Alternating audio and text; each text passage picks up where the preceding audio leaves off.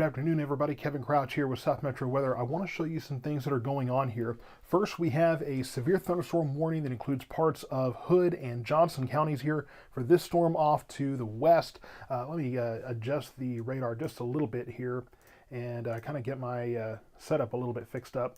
But we're looking at first this storm to the west, moving into Johnson County here shortly in the Granbury area. You can see that little hail core there, hail of up to 1 inch or 1.25 inches in diameter. So I mean, we're talking quarter to $half size hail possible, as well as winds up to 60 miles per hour. In the western part of our area, I am watching two storms in particular. One of those north of our area here in Hutchins, one in the Midlothian area. With both of these storms, you can see these little hooks here. And the reason that I made the post a short time ago talking about the fact that I was bumping up the tornado threat a little bit, not a whole lot, but a little bit, it's still low overall, is that we're seeing these curvatures pretty consistently with these storms. And so that tells me that we are looking at more shear in the atmosphere. Not only does that increase your tornado risk, it increases your large hail risk as well, because those rotating updrafts, that will increase the hail sizes that these storms are putting out.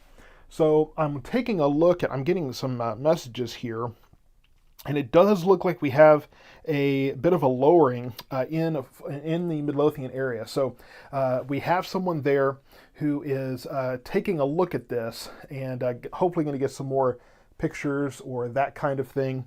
And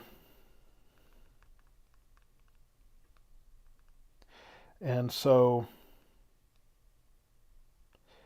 let me just correspond there. But I'm watching this storm now. It needs to be mentioned. This storm is not severe warned at this time, and so that is not actually at this point noted as a severe thunderstorm. But I mean, if we look at the velocity here, we can see at very least, let's see, that's way off to the edge there. We do see at very least some broad rotation trying to get organized there in that storm. And again, that is accompanied with a fairly decent hook there, and that, again, that curvature that shows that these storms do have shear that could create and intensify rotation. I want to kind of show you something, and this will be a little bit of a teachable moment, I guess, but the base of the storm is here near Midlothian, and then the storm grows, and as it grows, you see that it moves this way, but then it takes a turn, and the storm gets higher and higher as you move this way, but that shows that winds at the lower level are blowing it to the northeast. But then there's winds at the upper levels that are blowing it to the southeast. And so that is where you get your shear, that's where you get your differing wind directions, and that is part of what contributes to this rotation. Now, again, up in Dallas, and here's an update, we'll take a look at that here in a moment, but up in Dallas, this is a severe warned thunderstorm up in the Wilmer area. Let's kind of back off this a little bit. And so that is where we are looking at another one of these hooks. Again, it's the same thing. You can see where the base of the storm starts to move kind of northeast, but then it starts to turn, and that's where you have those higher winds. Those higher winds coming from the northwest are the ones that have been blowing these storm systems over and over. At the surface, you feel the southeast winds, but up above, that's where you have those northwest winds. And so surface winds from the southwest or from the south, and then upper level winds from the northwest. And that's where you get your shear. So that is part of what's contributing to all of this. And when you look at the storms area wide, and this is something that I've been watching, you can see this one has that little curvature. This one has that curvature. Not every storm that has that curve is rotating. Let me just make sure you understand that. But that does show us that there is shear in the air, and that does mean that we can increase the likelihood of these storms becoming severe and becoming rotating supercells. Now again, not every rotating storm is going to produce tornadoes. In fact, the majority of them don't. But it does, to me, increase the likelihood that we could very well be looking at severe thunderstorms capable of producing tornadoes if the rotation can increase in intensity enough and become more organized. Now let's take another look at velocity here. Just a couple of things. First, this Midlothian storm, I'm more concerned now because we're seeing brighter colors here. So I would say if you're in the Midlothian area, you need to be watching this very closely. Here's Midway Regional Airport. Here's Sardis. Here's Waxahachie, Oakleaf, Ovilla. So this area right here, this is what I'm going to be watching very closely because we do see consistent, as far as I can tell, consistent looks at increasing rotation here in this storm. And again, this is not a severe thunderstorm at this point, but the rotation is there, and we have to keep an eye on this. So this is in Midlothian. We have Matt is in the field right now. He is taking a look at this. He's going to let me know what he sees. But I mean, we have the outbound winds here, the inbound winds. I mean, we could even see the beginnings of a couplet there, looking at that. So again, this is where I'm seeing rotation with this storm and why I think folks in northern Waxahachie, Sardis, Midlothian, Ovilla area need to be watching very closely. Let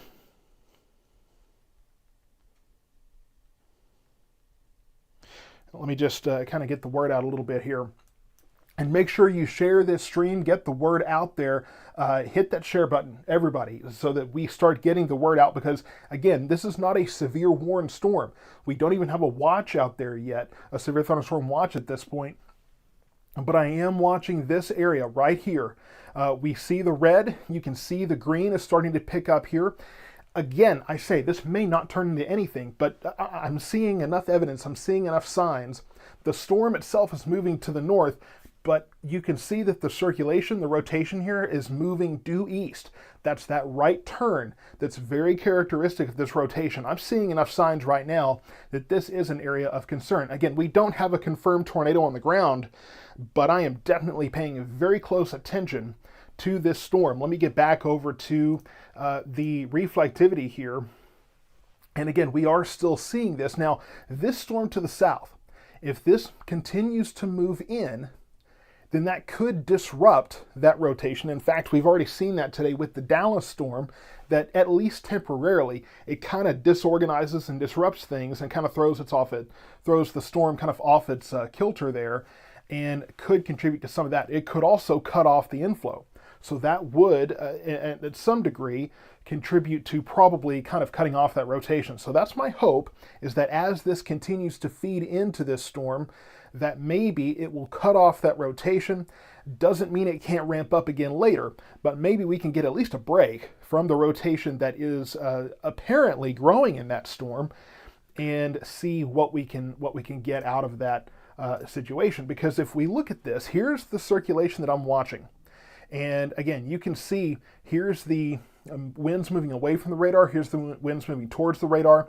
I mean, to me, it's pretty clear here. And so, again, this is moving right towards Midway Regional Airport here, right on 287. And so that's where we're watching this. In fact, let's go ahead and switch this over to a map that will show the roads. I like to usually keep it on something a little more easy on the eyes, but we have a different map that will show the streets better. So I think at this point, it's going to be necessary to do that. So let me get everything switched over here so that we can get a better localized look at what it is that we're seeing. Again, it's my hope that I would love to be wrong, and I would love for this to not turn into anything, but that is what we're seeing right now. So again, this is where I'm watching that rotation. Here's 287. This is Sardis. Here's Midlothian. Here's that 287 curve here. That 55 mile per hour zone is right here. So that's about where this is going to be. And again, the airport is going to be right, I believe, in this area. So that's where we see this between Waxahachie's here, and Midlothian. This is where we're looking at this rotation right now. Again, it's not that this is producing a tornado now, and we are looking at that convection coming in from the south that could very well cut that off. This is moving due east, so it's going to move across 287 now. It's moving across the highway, and let me see. Okay, no warnings or anything right now. So this is what I'm watching. It's going to be moving towards, again, here's Sardis. So that's going to be Ovilla Road here. So that's where we're watching this.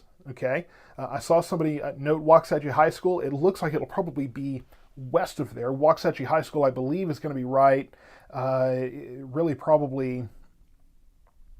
Let's see. Waxahachie High School is right in this area, I believe. So it should be. It should stay north of there, and so I think it will stay north of the high school because the storm itself is moving to the north or the northeast, at least it has been, but the rotation we're watching is moving due east. Like I said, excuse me, when you have that that right curve, that's one of those telltale signs of rotation in those storms. Let's get back to the reflectivity. I know there's going to be a lot of bouncing back and forth, but here's what we're looking at. And you can kind of see the area where this is coming together, and you see the little bit of a hook there. It looks like that's a little bit north of this, if anything. And so we'll continue to kind of monitor things, see how this comes together. Okay, so Troy Wistman says he's a train spotter. Just drove through this Midlothian. Definitely a dark lowering, but no visible rotation at the base. And that was at 2:15. So he's not seeing any kind of rotation, and I haven't heard from Matt in a minute. So let's see what he is finding out there too. He's been paying attention to this as well. But I'm hoping that all of this will maybe feed into that storm. Let's kind of back this up a little bit and see how things are progressing with this. So yeah, you can see the storm has taken a clear right turn, very clear right turn. And so this is what we're watching now. We should get an update on this. And it looks to me just on this map like that rotation is getting cut off.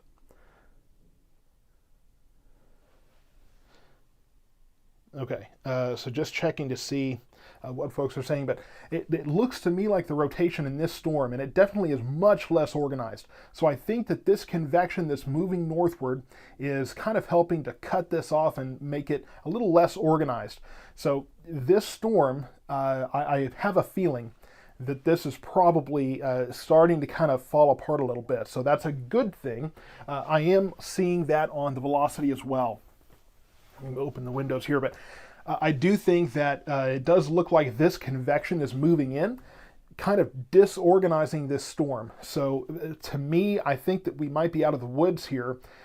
This is probably just going to be chalked up to a close call. Now, once these merge and this storm gets reorganized farther east, we will have to continue to watch it to see what that does.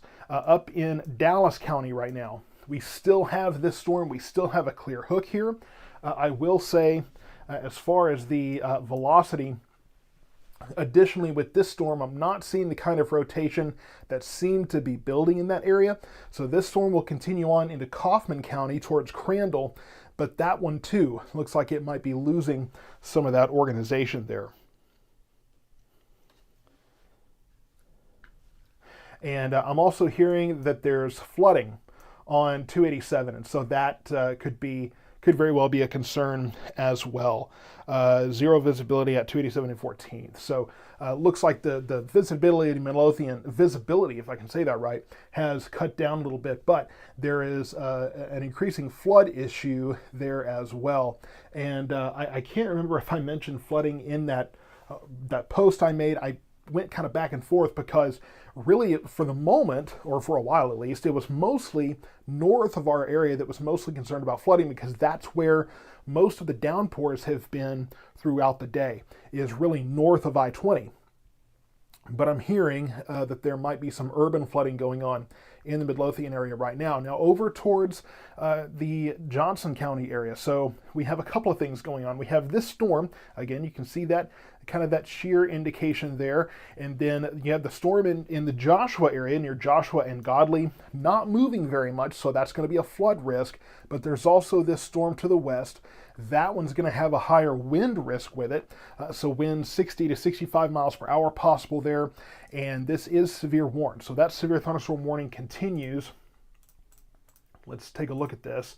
That severe thunderstorm warning continues until 3 o'clock, until 3 p.m.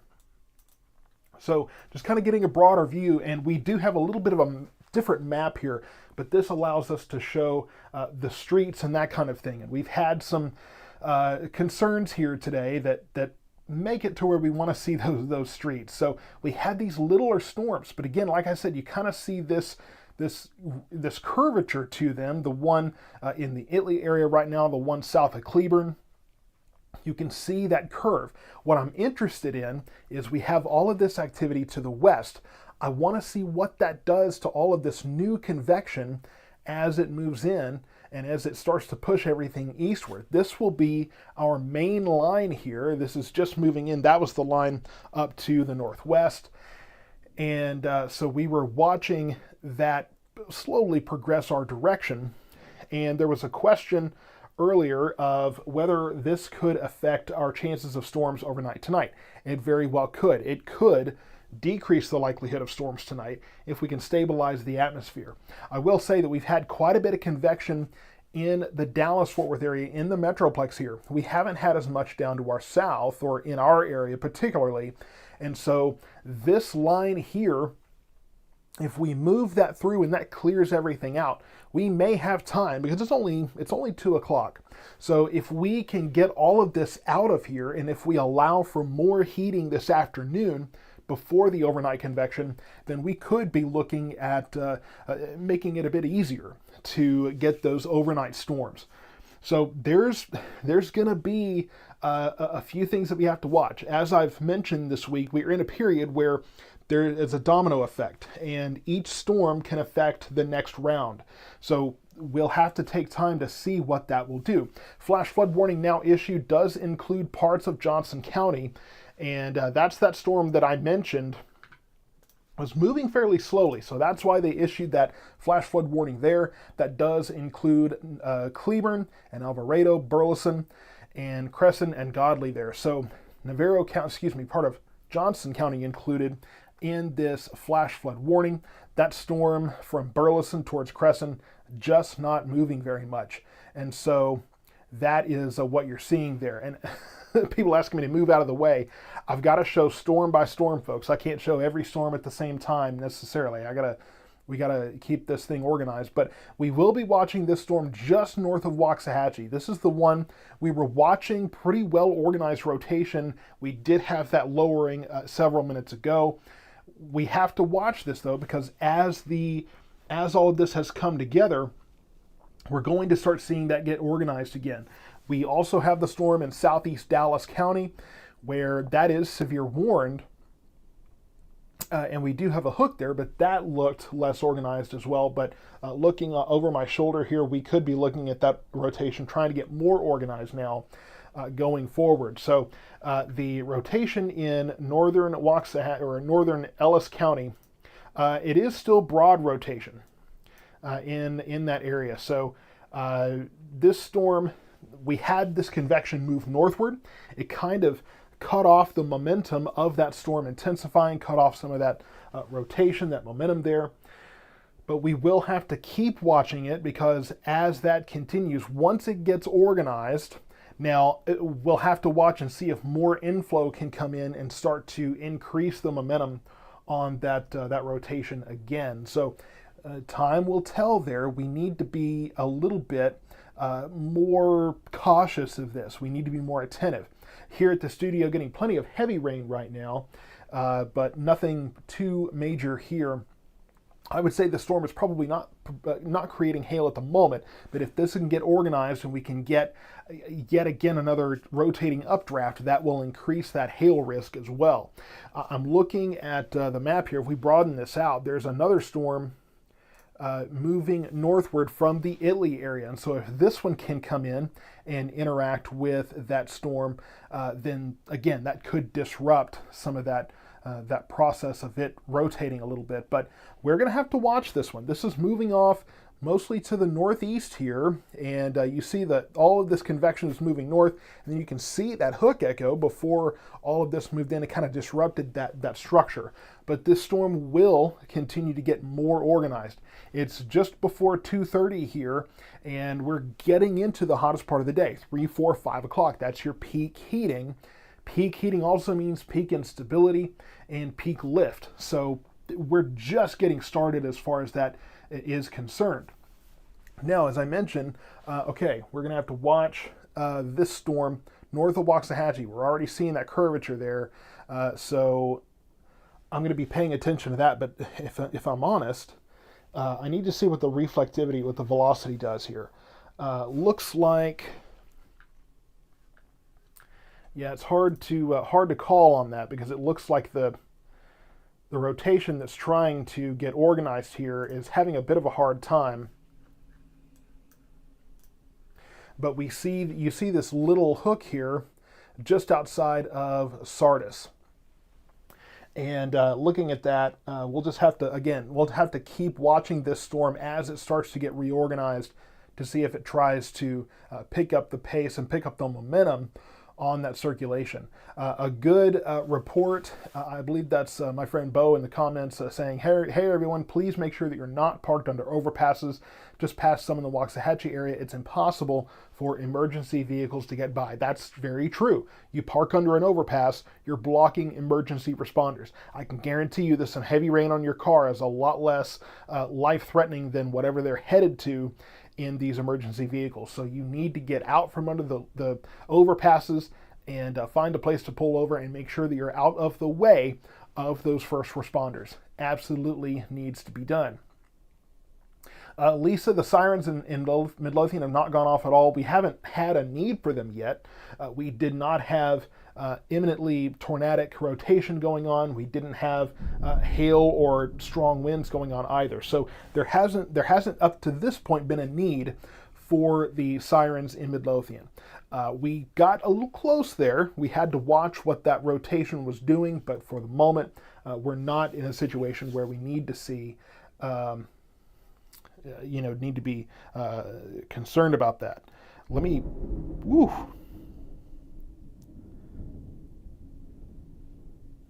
Getting a lot of lightning now from this storm. So this one is definitely waking up and getting a little bit meaner. And another picture that somebody sent in definitely had a lowering there in Midlothian. Definitely had an updraft pulling in some scud clouds. That was kind of several minutes ago. And getting a video here too. So yeah, I mean, it looks like that rotation was in the process of getting organized. Progressively more organized, but not seeing that now. Of course, seeing a shelf cloud on part of the storm too, and those can look like those rotating wall clouds and that kind of thing. But a shelf cloud that's with those straight line winds, and so that kind of thing is what we're looking at. But Paxton got some shots on your drone of the inflow. It tried, but it just got cut off. And that's what we were watching, but now that this has come back together, it's getting reorganized again. So we do have to watch that storm to see if that is going to continue to get reorganized. And we're not seeing a lot of signs of that. We see that there's, I think, lingering rotation, broad rotation right now. Nothing well organized that I can see, but we do at least have to keep an eye on it as we go forward. Okay, I'm hearing that there's sirens going off in Midlothian. My guess is on the sirens in Midlothian. We don't have a warning on this storm at this time. So if you're hearing sirens in Midlothian, it could very well be the sirens at the baseball field. We're starting to get lightning here. And so that could be what you're hearing in the Midlothian area, because I have heard that many times before, that you're hearing those lightning sirens at the outdoor fields and those kind of things, but may not be that may be why you're not hearing them all around town. It's a very localized type of alert, and so that's probably what is happening there. Is you may be again hearing that from whatever ballpark or that kind of thing, the sound at in Midlothian, because what I'm noticing is that report came in just around the time we started seeing lightning here at the studio. So I imagine that's probably what we're looking at. Now, here's the storm in northern Ellis County. We need to back this off a little bit, and we got to talk about the other storms in the area. We do have this storm in the Cleburne area that is severe warned right now. and we have been watching that come in. There's more straight line winds in this area. So those are moving into the east here, to the southeast. That's the line that we were watching earlier today that was located, moved in from the Wichita Falls area. So that is the line that's making its way in, and we do have that flash flood warning for parts of Johnson County, also the severe thunderstorm warning for parts of Johnson County. So we do have severe weather present in that area. No rotation at this time in that storm. Looks to me like it's all straight line winds, but there are some stronger winds. We could see 50, 60, 65 mile per hour winds in this area with those storms. And so as that moves in, that could catch up with all of this activity and push it away. Now this storm, this is the one we're watching as far as possible rotation and that kind of thing. So this is 287 and 35. So right there at the crossroads, really just to my east here, is where we have this area. This is rotation that's been trying to get organized. It was disrupted by that convection that was moving in from the south and kind of disrupted its organization there. But we're not seeing any kind of rotation at this very moment. But we will be keeping an eye on that as it will try again. I'm fairly certain it will try to get organized again now that it's kind of come together, and there's a lane now. There's a lane for inflow. So as we see that, we're going to start to see if that inflow can return to that storm, and if that can then begin to once again organize that. Okay, let's see. Bo looking fairly dark across from Baylor. Doesn't look like it's rotating. It can look dark, but a lowering is what we're looking for. So Bo, if you want to send me some pictures from there, if you want to look up 287 or look to your west if you are in that area. So look to your west, and if you want to shoot me a picture, that would be the best thing to try to get my attention on that.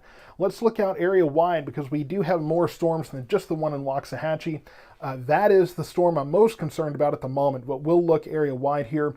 You can see that there are storms in Navarro County, one in southern Ellis County, far northern Hill County. Hill County, for the most part, has been relatively, I won't say the Q word, but relatively calm. And then of course, to the west, we have this whole system moving in. So this is what we're watching that's coming in, and several flash flood warnings along this line too. So that is a concern.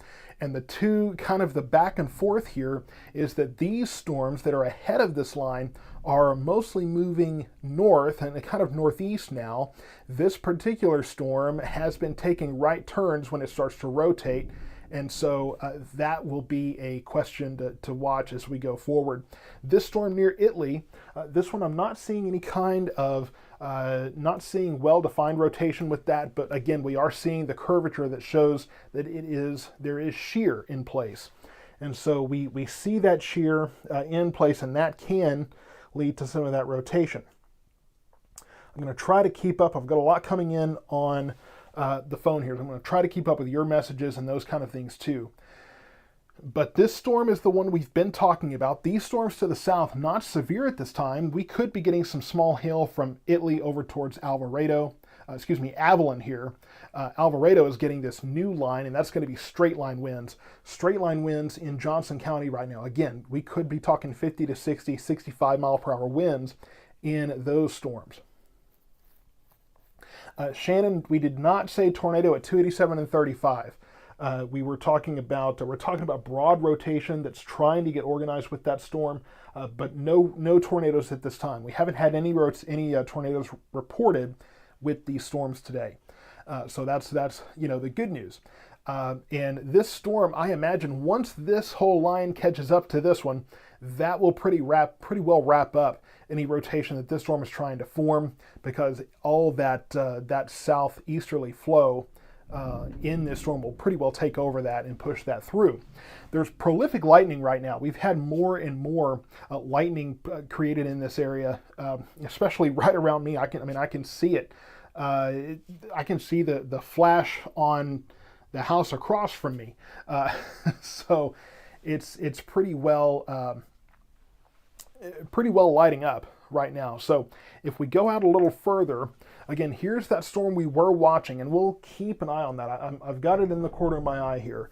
But here's that line that we were watching farther to the northwest that's moving through, and you see there's really nothing behind it. So if we can get this line through here in the next couple of hours, that line will move through and probably clear things out a little bit, but questions will probably remain about how this could affect everything we get later tonight.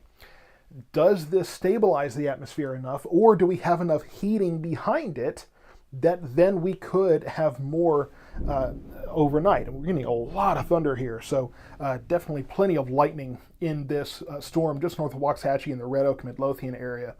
But this line continues on to the southeast, and I would say this is going to clear all of our area probably by about 5 or 6 o'clock. That might be a generous estimate here, but this line seems to be moving fairly quickly. My other question is, how much rain do we have that may develop behind this line? So how much dry air do we have that's going to completely blow all of this out of here? So these are questions that we will have to get answered as we go forward for the moment. And in fact, I want to take a quick look at satellite on another screen here, and we do have clearing. Phone's trying to ring. I cannot talk to anybody right now. We do have clearing skies farther to the west, and so if those clear out here, if we have clearing skies and we allow for more warming, that could introduce enough instability going into tonight for the overnight round of storms. So I don't have a conclusive answer right now of whether or not we could see severe weather with that round that we'll see later this evening, but and really overnight, but that will be something we have to try to just figure out going forward. I want to go ahead and zoom in. We have a new severe thunderstorm warning here, and this is really following the new line that's moved in. So you can see moving southeast here. So does include parts of Bosque, Hill, Ellis, and really all of Johnson County now in this severe thunderstorm warning. This is the storm we've been watching for, that rotation that's trying to get organized. The storm down to the south in Italy, I'm not seeing any rotation with that, but you could be getting some small hail. And the storm north of Corsicana, right in the Rice area, not seeing any kind of rotation or anything with that, but there could be some small hail there. So yes, so several people mentioning the severe thunderstorm warning. Here's that new warning that we have, this big yellow box. That is the new warning that we are looking at. And as this, like I said, as this continues to catch up to this storm, that's going to pretty well end the rotation threat with that storm, the rotation issue. So that will be good news. We really don't need any kind of rotation going on in our storms today, but it will introduce a straight line wind threat. That's the next issue we have to watch for. So as we continue to watch this move in, those straight line winds will pick up. And getting a picture, a view from aerial of the Alvarado area, and it looks like you're going to see a lot of motion on the front of this storm. But the good news is that's probably not rotation. In fact, I'm not seeing any kind of rotation at this moment on the leading edge of this, but you see a lot of motion because of those strong winds coming in under the leading edge of the storm. So that causes a lot of motion in those storms, but the good news is I'm not seeing any kind of rotation on the leading edge of that. So that said though, hail an inch in diameter or greater and winds of 60 plus miles per hour are possible with this storm. So let's get back to this storm we were watching earlier. This is the one where we had the rotation trying to develop. I'm looking at velocity here, and it does look like the rotation is losing organization, starting to fall apart, and I think that's because this line is catching up to it. So as it continues to do that, that will pretty well end this this system's organization, this storm's organization, and will pretty well make it almost difficult, almost impossible for it to do its own thing, because it's just going to get caught up in the mix of that line from the west. So I think that's going to pretty well save this area from having to deal with that. And as I say, the rotation that we had before, right here, right around 35 and 287, right at the crossroads there, that rotation we were watching does continue to fall apart. So that is becoming more disorganized now. That's the trend we want to see. So the focus now goes from rotating winds to straight line winds. And those could be what we're looking at in terms of 50, 60, 65 miles per hour. Could be 70 miles per hour in some areas, but I don't think at this point that we're looking at the kind of winds that we saw in Dallas the other day that caused so much destruction there. That said, though, plenty of strong winds moving through Johnson County into Ellis County right now. So we'll put this back into motion. We'll kind of back off and show the entire area. This storm near Italy, we will have to pay attention to that. Looks like that's actually split off a little bit, but we will have to watch this storm because as long as it's separate from the rest of this line, we can continue to get that inflow, and that can contribute to some developing rotation. I don't see anything of concern right at this very moment, but we will have to watch that because as long as it hangs out ahead of that system, which won't be long because it's moving north, this is moving southeast, so it won't be too long before they meet up. Let's see, pretty sure I've got a really loud thunderclap coming. Maybe not. Okay, that looked really close, but more bark than bite, I guess, or more bite than bark necessarily. So close lightning, not a very close thunderclap there. So I'm sure I'll get one here fairly soon. Yeah, there it goes. So this is what we have coming in, and as I mentioned, when these storms were kind of on their own for a while, we were concerned about a tornado threat, a heightened tornado threat. We were seeing a lot of circulation, a lot of shear with those storms. That is now being precluded by this line that's coming through. So this is going to pretty well overtake everything in our area and prevent these storms from being able to organize on their own. So winds are beginning to pick up here at the studio, so that line is definitely making its way. So we're going to have increasing straight line winds along the leading edge of this. What you see with this is good from a flooding perspective. While we do see flash flood warnings all through this area, because those that got heavy downpours ahead of this line where it's moving through right now, we have already seen some flooding, for example, confirmed flooding in the Midlothian area. As this is moving through, it's not going to last too terribly long because you see drier air is pushing all of this to the southeast and things are clearing out farther to the west. Now that could be a bit of a negative thing because back by Abilene and Vernon, we're already seeing clearing skies. And so if we get clearer skies while we still have daylight, that will allow temperatures to start to go up again. That will heat the ground, that will increase our instability. I know a lot of people are asking about the storms later tonight and how this is actually going to affect that. And that could very well mean that we have enough reorganization or let me say it this way. We have enough time for the atmosphere to recover, and that's the wording I should use there, for that instability to recover and for that to cause more of a concern in that regard. Now, I know we've got some Henderson County folks that have tuned in, so what I'll say is there's really nothing going on in Henderson County right now, and it looks like things will probably stay relatively calm until this line moves through. And this is probably about, I would say, 45 minutes to an hour away from you in the Gun Barrel City area, and then it will continue on to the southeast there. So Henderson County, nothing going on at the moment, but in the next hour or so, you will have this line moving through, which will bring heavy rain and straight line winds. By the time this gets to you, this could be a more organized line with stronger weather. So be prepared for severe weather in the Athens area because once this kind of overtakes all of this convection and all this chaos wraps up, that will allow that line to get more organized. And so as it heads east, there could be stronger conditions, stronger storms as that heads eastward. So just a few things to consider here. So long story short, we will have to wait and see how this affects our all those conditions tonight and see how that affects those storms tonight. My son's supposed to play a baseball game this evening. We'll see if that happens.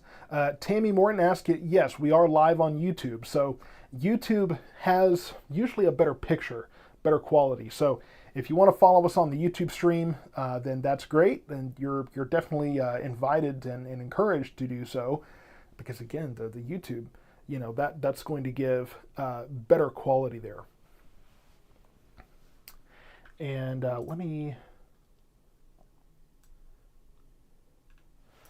making sure let me type this in there first, and then making sure I can see, can I see that?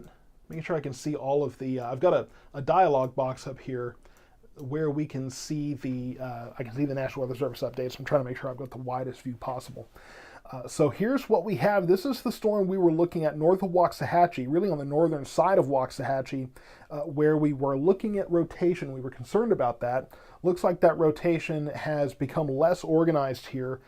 If we zoom in on that again, I'm having trouble with this mouse. If we zoom in on that again, it's just trying its level best.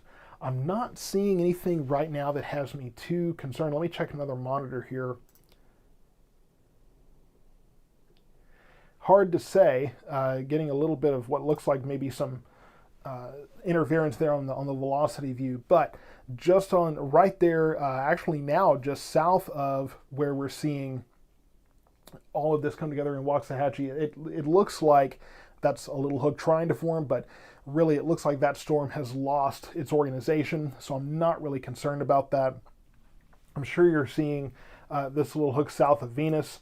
All of everything from Midlothian down to Maypearl, this is all straight line winds. So that's not rotating winds, it's all straight line winds, all going the same direction. So as that storm gets caught up by this line behind it, that should continue to reduce that tornado threat. It's already pretty well come down, and I will be watching south of Italy. This particular storm, it's not very well organized at this point, or it's not a large storm by any means, but you see that it does have this curvature, which does indicate to me some fairly strong shear. And then we do see on the tail, trying to get something rotating there. They're at the base of the storm, but I'm not seeing anything that has me immediately concerned about that. And as I mentioned, we're looking at this line of storms from the northwest pretty well taking over everything as it comes in. So as that meets up with these storms, that pretty much takes away any chance for it to get organized. And I'm told that a severe thunderstorm watch has been issued here. Probably includes our area. I would imagine it does, which, that would be fantastic, because we've had a couple, or at least I think 3 severe thunderstorm warnings already for this area. So it would be great if we could get a severe thunderstorm watch, just in case we have more, which is fairly likely, because again, we're getting towards 3 o'clock here. 3-4 o'clock, that's peak heating of the day. So we've had these severe thunderstorm warnings already, haven't even gotten to peak heating yet. And as we continue to move this line southeastward, we will definitely see this storm more. We'll get this line more organized as it moves southeastward. So a severe thunderstorm watch, let me say, would definitely be great. That would be phenomenal. So I think we'll probably see that come up on the map here shortly, and then I'll take that off because that's just going to be a big deal. A large, not necessarily a big deal, but a large watch. It'll cover most of the map here, I imagine. I haven't seen. Let's take a look and see if I can. Can I see the shape on that, or the polygon? Okay, so looks like that's going to be pretty much our area and south. So that is going to be for this. We'll see this watch come up here. It's going to be our area and south. So it will be for this line that is coming together. And you can see farther to the southwest in Erath County here in Hamilton, where that's kind of starting to extend a little bit farther to the southwest. But you can see the little bit of convection that's left moving northward. But all of this is that line. And you can see very clearly here that southeast, kind of east-southeast progression. Flash flood warning has been issued, including parts of Ellis County here. Now, let's see. Yeah, so that's going to be, I believe, this one. So this flash flood warning now, including parts of northern and central Ellis County, that's going to be effective until 6 p.m. So until 6 o'clock tonight, that flash flood warning in place. So let's take a quick look at that. Here's that new warning this new flash flood warning that as we have, again, we've had existing downpours with this storm. Here's the update in the radar. Existing downpours, and then we have more coming in from the northeast. So we will continue to see downpours increase here. And again, I'm not seeing anything that has me immediately concerned about rotation in this Italy storm. It's trying. It's definitely trying. Yeah, there's the report of hail falling in the Italy area. I was just about to mention that. And then, yeah, I'm just not seeing anything that has me immediately concerned about that in that area. So you do have this shower moving through the Ennis area, this thunderstorm. Not seeing anything severe with that one. And then this storm here, we have been watching the possibility of rotation with that storm. We'll have to continue to monitor that because I mentioned that this was going to disrupt its progression, but there's a short window here. There's a short window where, you know, we could get some shear that just kind of briefly spins that up. So we will watch that particular area. And Brittany, you said, should we be worried about a tornado? It's getting very dark. I would say no, not because of dark clouds. We have to watch for rotation. That's going to be your indicator of a tornado. It's just not strictly the severity of the storm or the darkness of it. And I can tell you, I mean, we are at midnight here at the studio right now. Definitely some winds picking up here in at my area right now too. So I'm right in here, right between Waxahachie and Pecan Hill. So very, very dark. It is midnight outside right now. Very, very dark in that area. So let's see. Okay, so the severe thunderstorm watch does include Ellis, Hill, Johnson. Woo, that was a wow. That shook the walls. Very big thunderclap there. Let's see. Where will that show up on here? Waiting for that lightning to show up because it's going to be right about there. Very, very close one. So we have this severe thunderstorm watch that has been issued and does include all of our counties. Yeah, so somebody mentioned, and Michael, like kids are at home in Italy, do they need to take cover, worried about the tornado potential? We don't have any tornadoes right now. No tornadoes on the ground in Ellis County at this moment. We are watching this storm right here in Waxahachie to see if rotation tries to get organized there. There's a lot of, in the velocity view here, there's a lot of disorganization, a lot of kind of clutter there, or interference almost. So it's hard to see exactly what we're seeing in the Waxahachie area right now. But we will be kind of paying attention to that. But for the most part, the main issue at this moment is going to be to go, to pay attention to the straight line winds. That's going to be our higher concern with all of this. And you can still see this moving southeastward. Another question, is there still rotation in Italy? Not really seeing that in the Italy area at this moment. Let me get my other monitor kind of broadened out here. Again, I'm not in the Italy area. I'm not seeing anything that immediately has me concerned. We are a little farther away from the radar there. Oh, come on. Not again. Are we really doing this again? Okay, well then leave me alone. Oh, we don't need to do that again. It's funny. I think somebody asked, just go out and buy a generator. Yeah, let me just grab, $5,000-$6,000 to get one of those installed. It doesn't quite happen that way. It doesn't happen that quick. At least I'm not doing that well. I'm doing fairly well. I can feed my family, but I'm not doing that well. So the strong winds have arrived here at the studio. Definitely increasing winds here, and I mean I can't see anything out there right now at this moment. So let's see. Someone told me we have good rotation in Waxahachie. We were watching rotation near Waxahachie earlier, but I'm not. Let's see.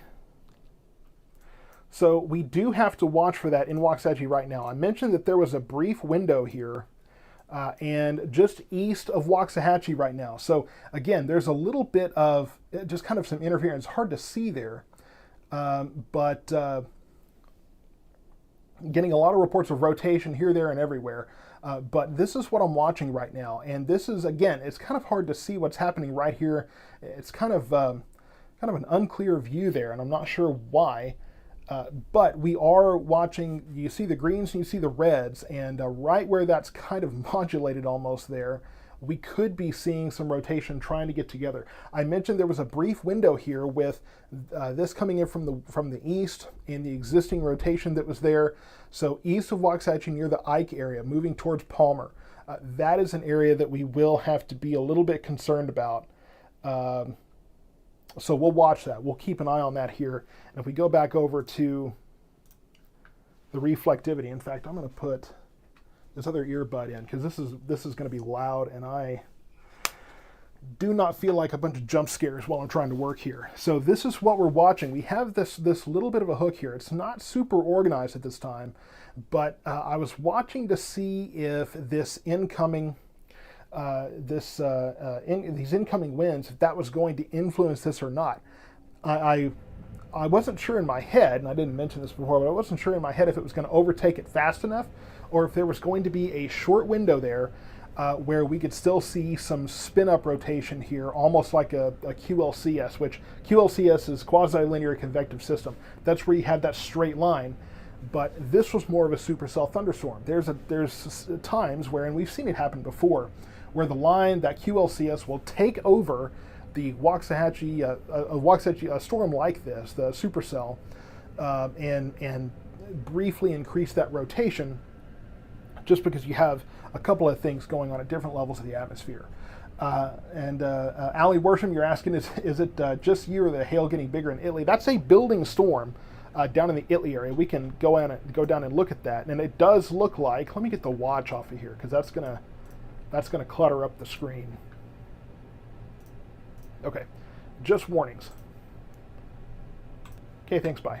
All right, so south of Waxahachie in the Italy area, we do probably see rising sizes of hail in the Italy area right now. This is one of those storms that hasn't yet been overtaken by this line. Excuse me, and so that storm's still getting some inbound wind, still getting some lift there, and definitely could be strange that TV weather forecaster's not showing how severe the storm is in Ellis County. Well, I mean, once you get out of Dallas, a lot of times those guys up north are not really covering it as much. But that's, frankly, honestly, if you take it from me, why I've been so successful up to this point. But yeah, larger hail possible in Italy because this storm still has enough inflow, still has enough instability all by itself, enough storm fuel to continue to increase. I'm fairly certain we've gone into hurricane mode here at the studio. This is absolutely nuts. Over ½ an inch now, closing in on 3/4 of an inch here at the studio. So this line that's moving in, this is where we have those strong straight line winds that we're seeing in my particular area right now. It's east of Waxahachie, where we have to watch for this, what could be some rotation trying to get organized again.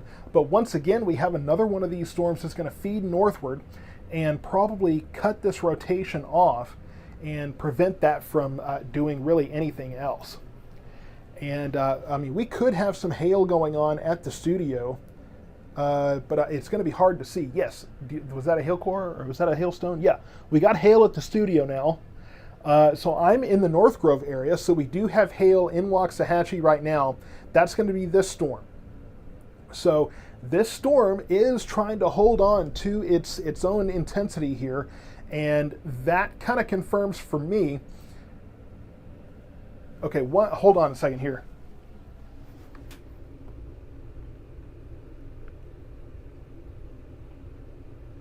Okay, I've got winds coming in from the north. I've got winds coming in from the north here. Well, I would say north. Whoa! That was quite close. Okay, so I want to turn back to a couple of things. There's a couple of things I want to talk about here. There's a lot happening, so I apologize for everybody that's having to keep up with me here.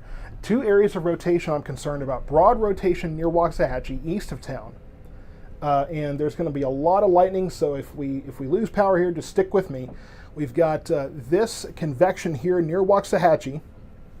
This is where we are looking at, we've been watching on and off kind of the circulation that we were concerned about. So east of Waxahachie, headed towards the Palmer area, broad rotation for the moment. And the velocity has kind of cleared up a little bit on that. So there's also rotation building in this Italy storm. When we started talking about larger hail, I got concerned about that. And you can see a very clear hook here. So we are seeing rotation picking up just on the south side of Italy here. We have larger hailstones falling now at the studio. I can see that one. That's got to be, Ali, what is that? That's got to be, we've got to be looking at, oh, we got decent sized hail here, folks. We've got at least, that's got to be golf ball sized hail. So larger hail in Waxahachie, that can correlate to our rotation. So I'm going to continue to monitor that. But south of Italy, I'm watching rotation in that area here, folks, and that looks like that could be intensifying. Let me put this into perspective. Synergy Roofing is your go-to if you're hearing the sounds that I'm hearing right now. But two areas of rotation that I'm concerned about. One just east of Waxahachie, right here. Inflow, outflow. Very clear. Now, I don't see that as organized, but down here near Italy, again, not quite as organized, but stronger wind speeds. And yeah, well, that's pretty clear. Wow. Wowee. My gosh, we got large hail, folks, at the studio. Large hail here, large hail, golf ball size hail. Golf ball size hail here at the studio. I'm in the North Grove area. Lots of lightning as well. So just south of Italy, this is the rotation that I'm looking at. Again, another area here. And I talked earlier about the correlation between large hail and rotation, and that's where my brain is right now. That's where my mind is, that if we have increasing hail, that could mean we have increasing updrafts, rotating updraft that is, and so those can correlate together. So we have one area of rotation east of Waxahachie moving towards the Palmer area, and then we have just south of Italy another area of possible rotation there as well.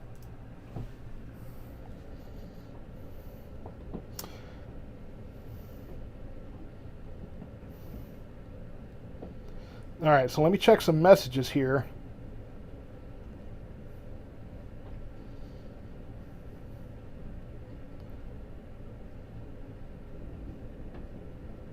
Okay, I'm getting a lot of messages, so I'm trying to check in on that too. So here's one area of rotation that we're watching, south of Italy here. Now here's the hail core. Here's what I'm getting right now. There's that hail core northeast of Waxahachie now. We're gonna see a radar update where that's gonna be moved east. But just near Pecan Hill, still getting hail here, still getting good sized hail. And I want one, but I don't want to go out and get it. But I want one of those. I want one of those hailstones. Man, it's still coming down, folks. We're still getting golf ball size hail in this storm here. I mean, I don't know if you can hear that on the stream, but it is loud on the roof here.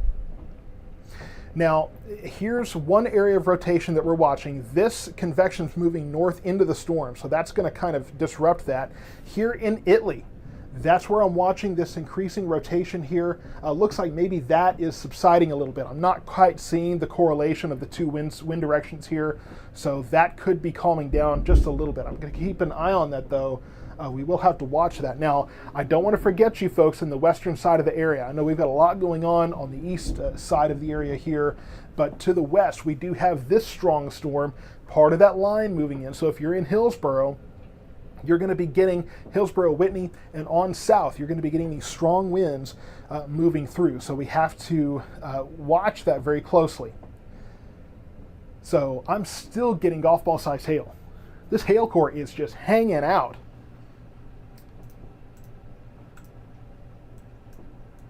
Man, oh man, I need a net or something.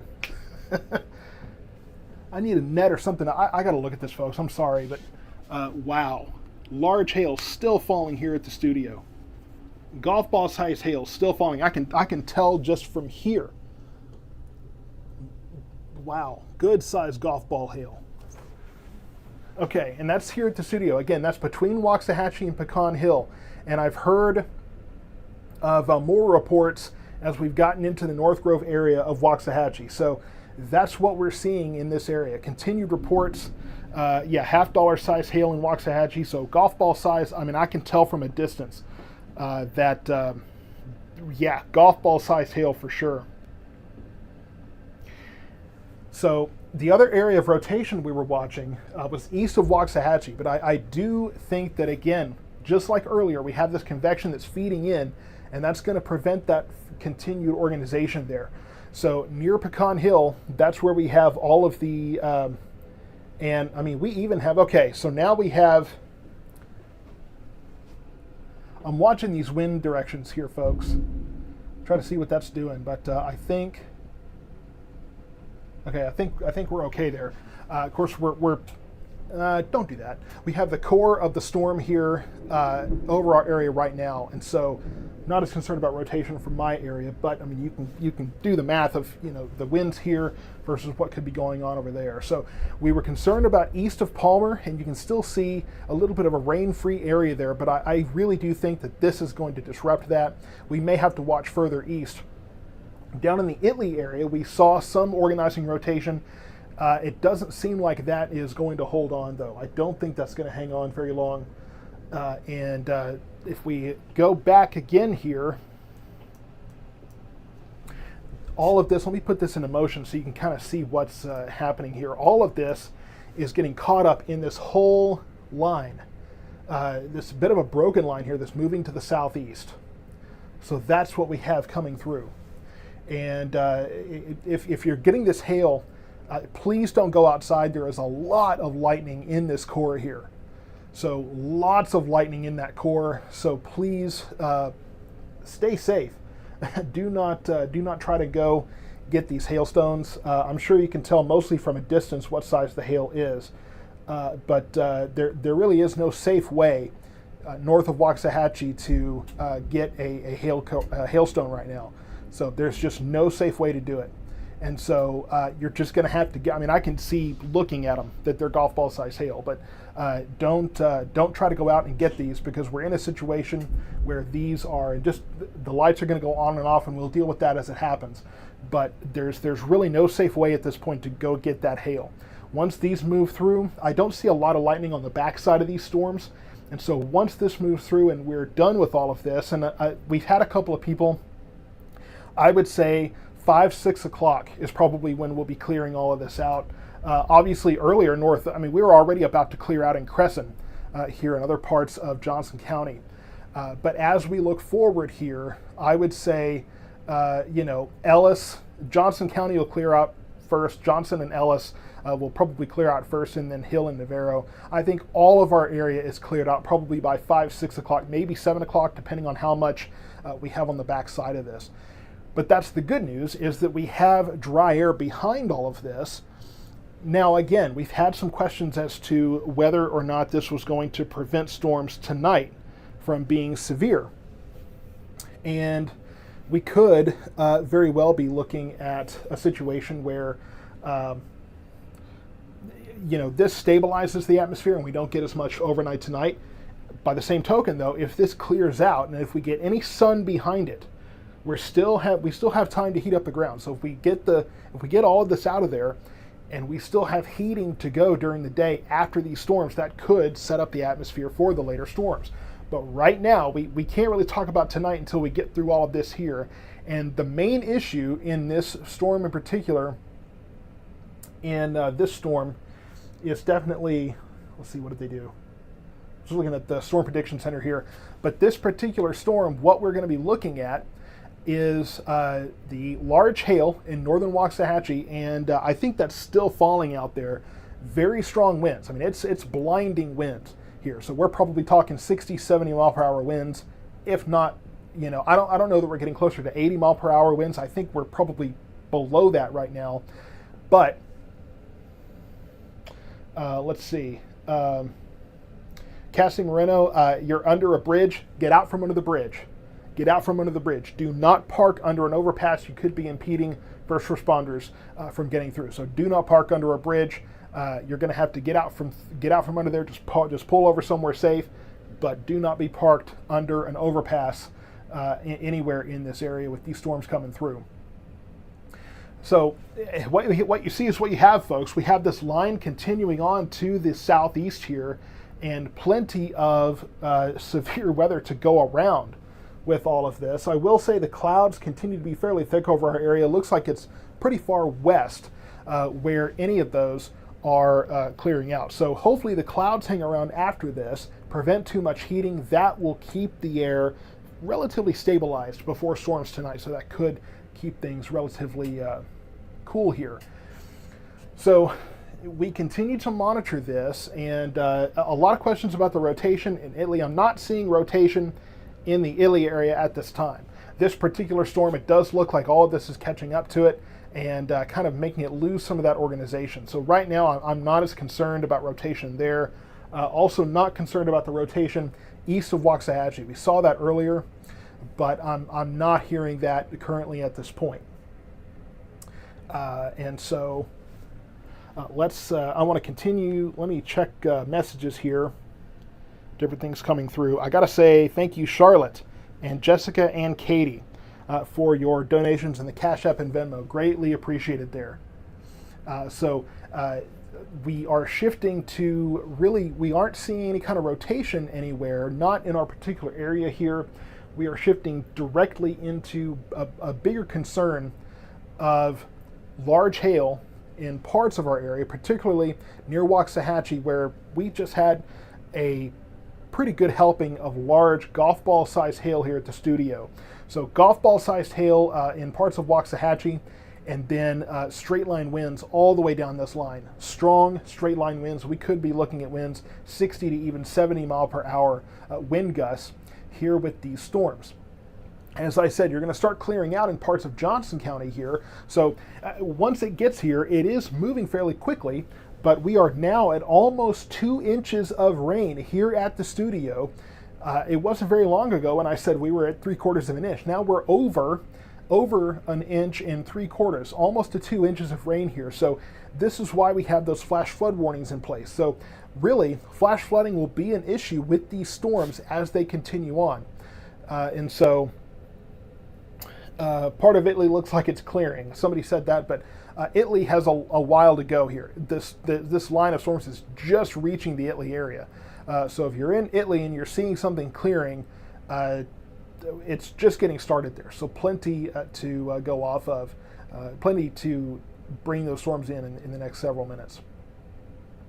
Ping pong size hail reported in North Grove. So yeah, ping pong golf ball size hail is what we were seeing earlier in my area. I think the hail has wrapped up here from what I can tell.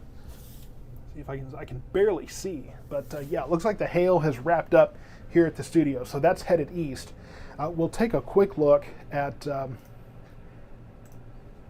hail probabilities here. So there you can see that's the hail core that we saw earlier. Few hail cores north of in northern Hill County there, and then hail in the Italy area. So that's kind of our 3 areas where we're seeing that. Also some north of Meridian there in Bosque County. So there are areas where there are some areas where we still have hail falling. I'm getting reports of, okay, so still getting hail around in the area of the studio, because we are in the North Grove area. So still seeing plenty of that. So presumably, I guess we're still getting hail here. It's just hard to see out the window at the moment because of the way the rain came right out the window there, made it really hard to see. So I can't really see too much of what's going on there. Pocket change hail near downtown Waxahachie. Yeah, a lot of power flickering on and off right now because of the strong winds, because of the lightning, those kind of things. Plenty there to really mess with your power lines and those kind of things. So especially those areas where the lines are still above ground, I mean, you're gonna see those fluctuations in your power supply. No hail at Belks and Waxahachie. Looks like it's going to be north of Belks. Looks like it's mostly going to be north of there, the larger hail at least. So the hail is fairly sporadic, I think, in this storm. And how is the Red Oak Ferris area? Well, you've got plenty of heavy rain there. Not looking at any kind of rotation across our area right now. I'm just doing a quick look at the velocity over my shoulder here. And yeah, I don't see any kind of rotation at this moment. It wants to rotate near Italy. That's where we had some rotation before. It's wanting to, but it's just not having much success. So I don't think we have to be concerned about rotation at this very moment. But I do think the straight line winds, 60 to 70 mile per hour winds, are going to be the main concern for our particular area. Yeah, so just to reiterate, I'm not seeing any kind of rotation across our area at the moment. I've got the velocity over my shoulder here. Not seeing any kind of rotation at this very moment that has me concerned, but we will definitely be watching for that as we go forward here. One of the things that's helping us out is that we are, it looks like Charlie's in the stream now. My son Charlie jumping in and throwing in some encouragement. Thank you, buddy. So we have the storms that are, at this point, like I said, shifting into a large hail damaging wind threat. Earlier today, when we had these individual storms coming through, we saw signs of those trying to rotate. And so that makes a little bit of a difference here. When you have those individual storms, you can get those rotating updrafts. And when you have those rotating updrafts, obviously, for one, that can become a tornado threat. But you also have the hail threat, because you take the hail, and not only is it going higher up in the storm, it's being carried up into the storm where it's going to freeze, but it's rotating. So it's actually taking longer than if it just went straight up.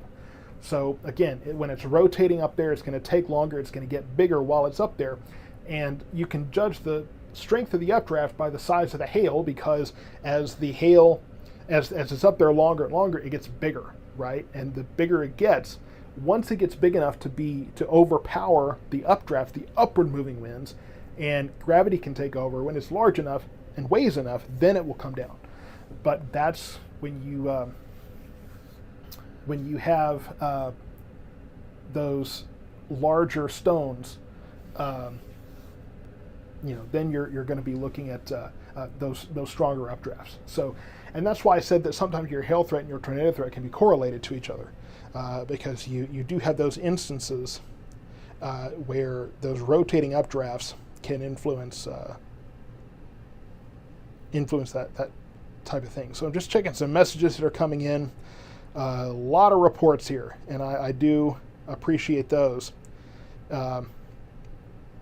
Several messages with all the warnings we've got going on.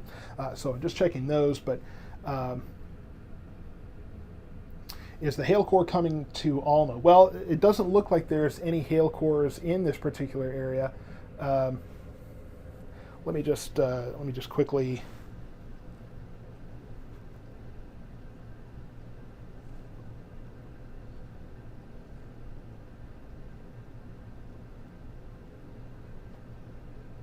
Okay. All right. So from Terrell on down, this is that line. This is the one that we've been watching to our northwest that has now moved in. If you're just joining and you've been hearing on other posts, we did have some areas of rotation earlier. At the moment, I don't see rotation that has me concerned right now. So I think we've kind of gotten out of the woods on that for the most part. Okay. I need to handle something here.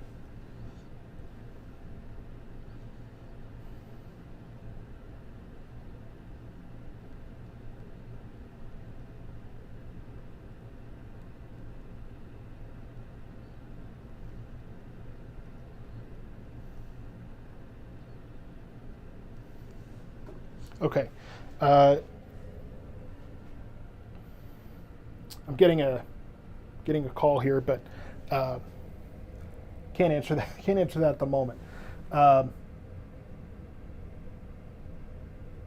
I may have to step off camera here.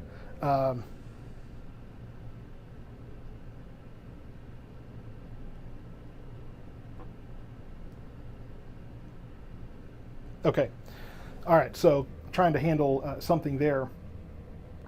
So I'm trying to follow the, well, and somebody's mentioning Southern Brothers Roofing Company, but just as a reminder, Synergy Roofing is a paid sponsor of this stream, so they're the ones that we recommend that you work with for that.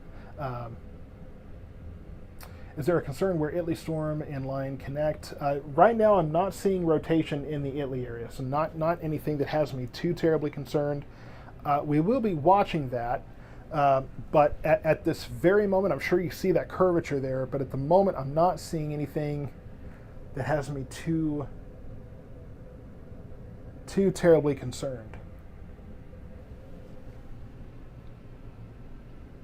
Okay, all right, so this line continues to move southeastward. We'll put this back into motion for you and try to show the whole area. So here's this line, and again, we'll keep an eye on that near Frost and Avalon there, east of Italy. That storm, that is one of the storms that was rotating earlier. Looks like it may be trying to rotate again, but I'm not seeing anything that at this very moment has me concerned. But we will kind of keep an eye on that here. But the line continues to move to the southeast. We're clearing out in northwestern portions of Johnson County. So, I mean, we're going to be clearing this out as soon as it gets through, and Midlothian going to start calming down fairly soon. So once you're behind this main line, things will start to kind of calm down and wind down, which will be helpful. We have a new severe thunderstorm warning now issued for parts of McLennan, Hill, northern Limestone, and southwestern Navarro County. So that's the new warning that we're looking at here. Let's see, is there still a straight line winds ahead of the storm? Has the threat died down a bit? So yeah, straight line winds are still definitely a concern for our area. Getting a lot of messages here. Just give me 1 second. Okay. All right. So lots of activity here. Hearing about some hail in Italy. Sounds like that second hail core is starting to catch up to you there. I am watching this storm to try to see if that tries to rotate. Just like with the Waxahachie storm, you kind of have a brief window here where you have a supercell and then that line behind it comes in. Sometimes that can kick up some of that circulation a little bit. But let's see. Bunch of windows smashed on my street, baseball-sized hail. Jennifer, if you give me a location, that would help. So that way I can kind of talk about what you're seeing there. Yeah, at the moment I don't see any super organized rotation. We'll watch that east of Italy to see if that tries to rotate again. But for the moment, I'm not seeing anything there, so not really too concerned about that. But the hail does continue across our area. The Amazon delivery just went by. I guess they'll deliver in just about anything. Hearing the winds are just arriving in Ennis. So this line, as it moves through, you are going to get strong winds. We could be looking at winds of 60 to 70 miles per hour here. So you're definitely going to see strong winds with this storm as this whole line continues to move through.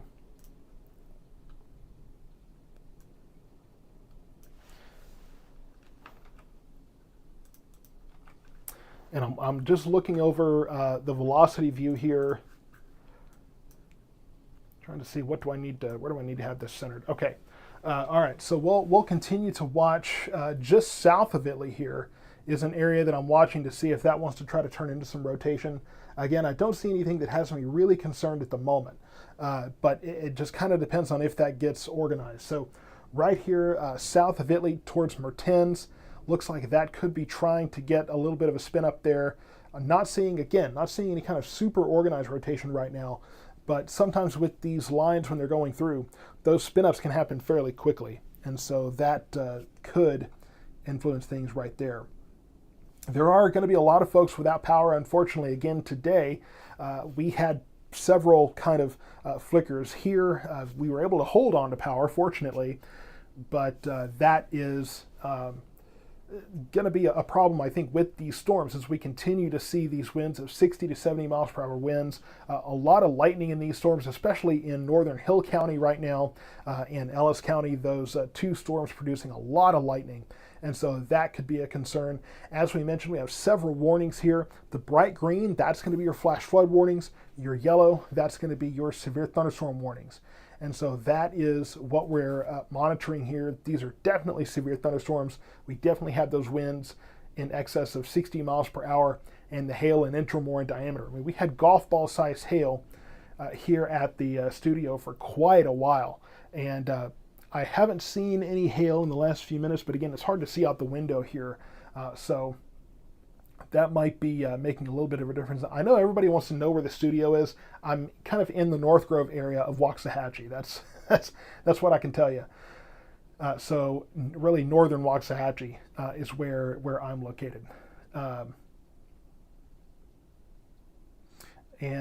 will the rain ever end? So we do actually have a little bit of a light at the end of the tunnel here. We will be looking at winds or at rain cutting off at least for a short time, starting probably mid to late week next week. That's when we're going to see high pressure build in.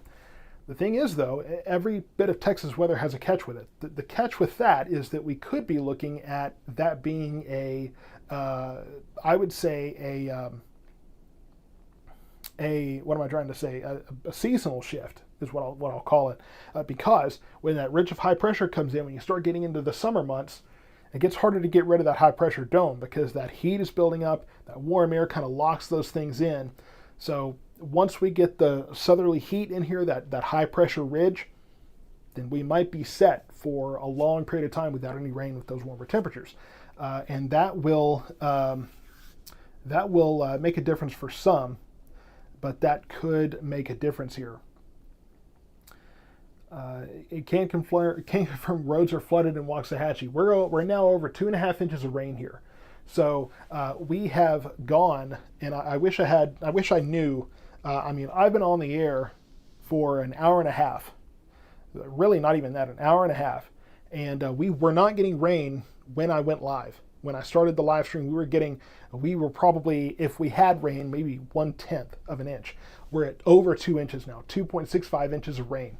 So just in an hour and a half, over 2.5 inches of rain have fallen. So that's how much rain is falling in a very short amount of time. And so we are dealing with a lot of rain coming in a very short period of time. And so we'll continue to see, unfortunately, this period continue. We could see more storms overnight. We'll have to see if this will work over the atmosphere enough to maybe preclude some of that risk later tonight. And then tomorrow we could see more storms across our area. So, and again, it's kind of hard to call because we'll see one event kind of influence the other. Thank you so much to Rachel for your donation on the Venmo account there. That is greatly appreciated.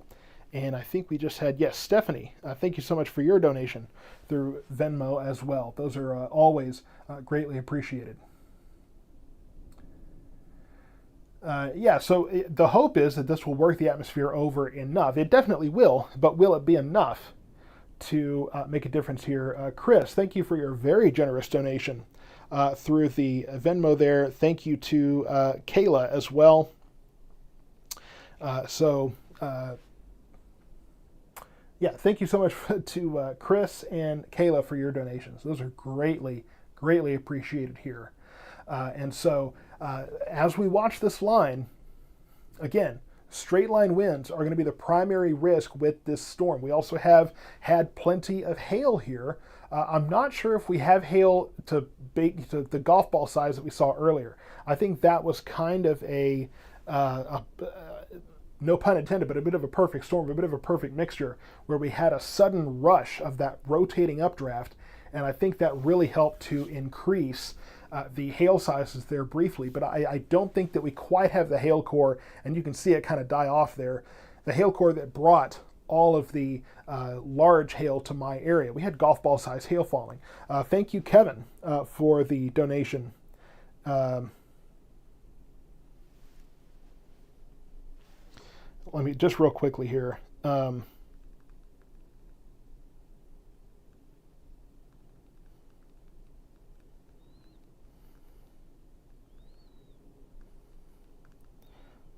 All right, so just chatting with the kiddo there.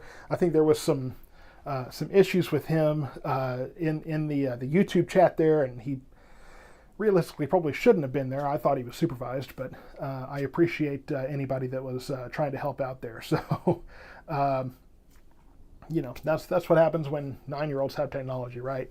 And internet's a crazy place, but we're starting to brighten up here at the studio, and things in Midlothian are calming down. You're going to have a little bit of heavy rain there, but Johnson County, largely Cleburne, things will be calming down fairly soon.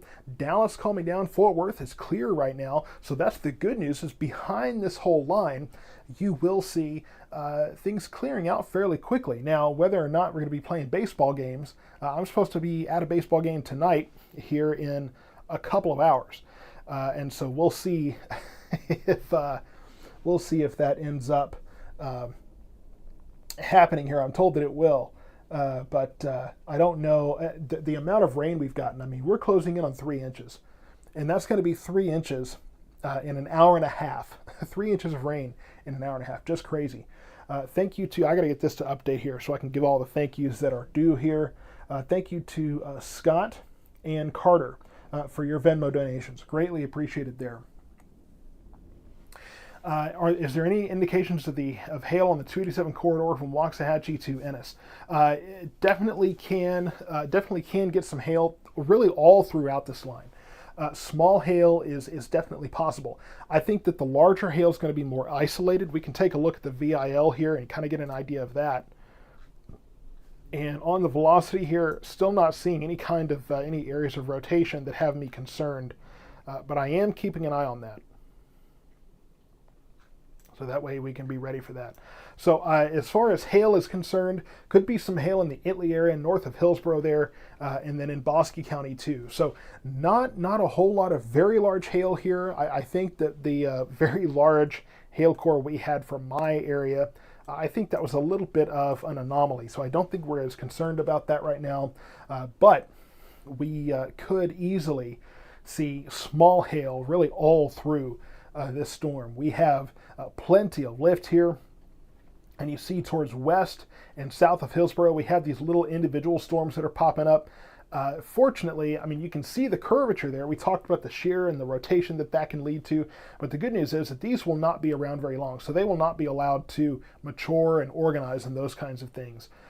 So not really too much to be concerned with there. Thank you to, thank you to Vanessa and Debbie for your donations. Those are greatly appreciated here.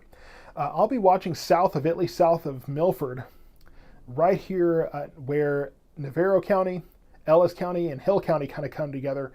That's going to be an area that I'm watching to make sure that we don't have any kind of rotation there. At this moment, it looks like it could be trying to rotate a little bit. So we'll keep an eye on that area to see if that intensifies there.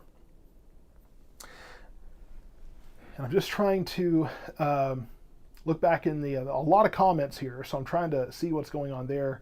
As I said here, let me kind of move this a little farther north. If you're behind the red here, if you're behind this initial line, things are going to be calming down fairly quickly, but you can see all of the light green. You can see all of those flash flood warnings, all of that is left behind there. So that is part of,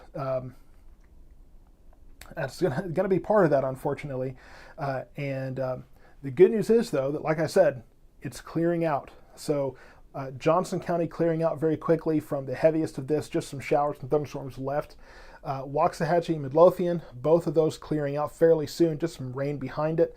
The heaviest of this, and it does look like this is getting more organized here. So the wind risk could be increasing as we get into the Corsicana area and southern Hill County. If we kind of back this up, get a bigger look at the picture here, here's this line, here's this complex that is moving through. So as this continues southeastward, just about to move into Navarro County, just about to move into McLennan County. And reporting wind damage. So I'm hearing, this is a report to the National Weather Service that emergency manager reports thunderstorm wind damage at 3:27 p.m. Strong winds blew down a brick side of a car wash there in Whitney.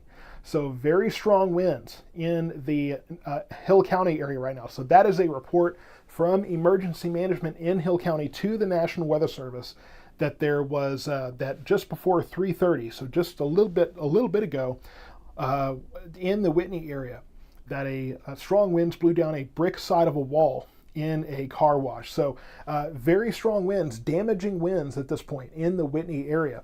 I would not be surprised if that's over 70 mile per hour winds at this point. And that really is going to be the main concern with these storms. Very, very strong winds. And so damage done to that that car wash in Whitney right now. So very strong winds in Hill County, really along this, anywhere along this line, you could still be looking at very strong winds. But just looking at the velocity view here, we definitely have more. You know, I'm going to try to work on a map over here that I'm using and try to get a little bit of clarity so I can kind of see a better picture of what I'm looking at. Because I'm trying to view, I've got over my shoulder here, I have the velocity view, what the winds are doing, so we can kind of keep an eye on that. But very strong winds that, again, just a report from emergency management in Hill County, got a report of a strong enough winds that blew down the brick wall, a brick side of a wall in a car wash there in Whitney. So that's an official report there.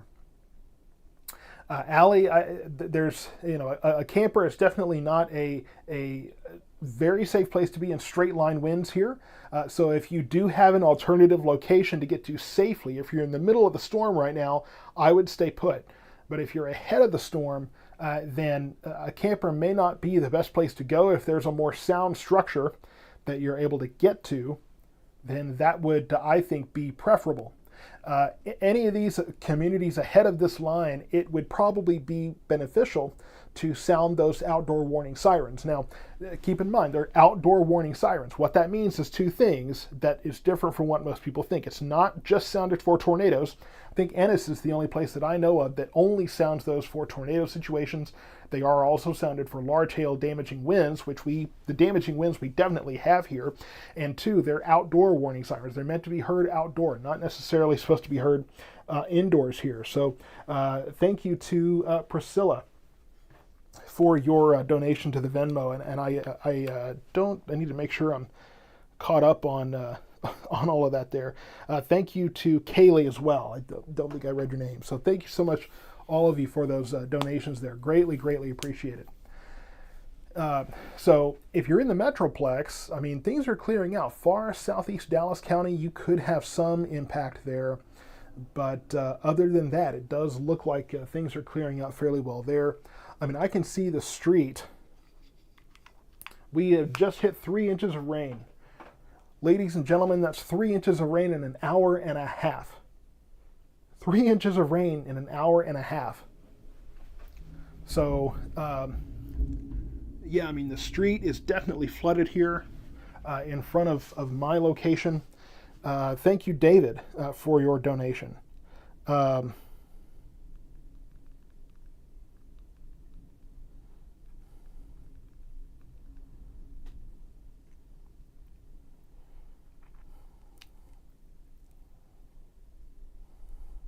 Okay, yeah, so I'm just checking in on family and these kind of things.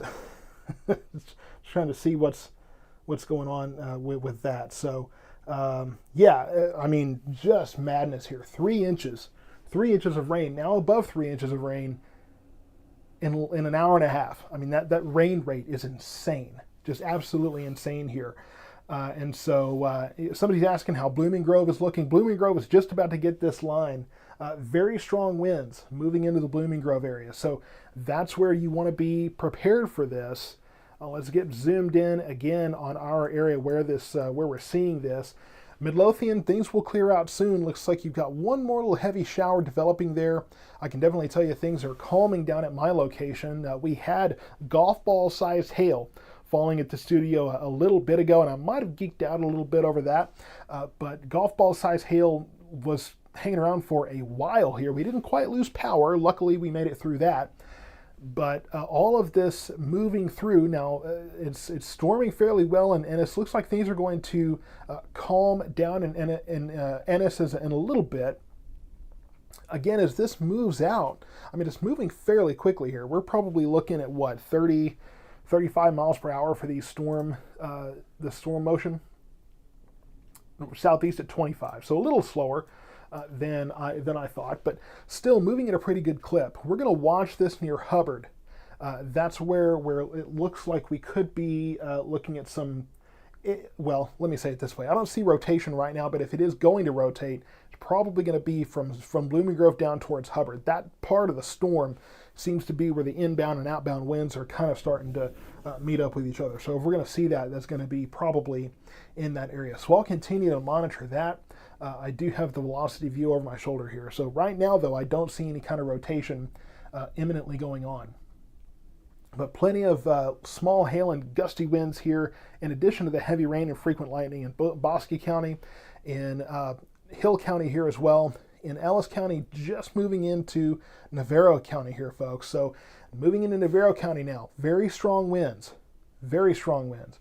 I get a lot of questions about why another program's radar looks differently, and there are different radar programs out there. So AccuWeather is going to have kind of their own radar program. It will look differently than mine. I'm using Radar Omega, and so that's part of it. Their radar and their app may be behind mine. There's a number of different possibilities there, but for the most part, it's just different programs that have a different view.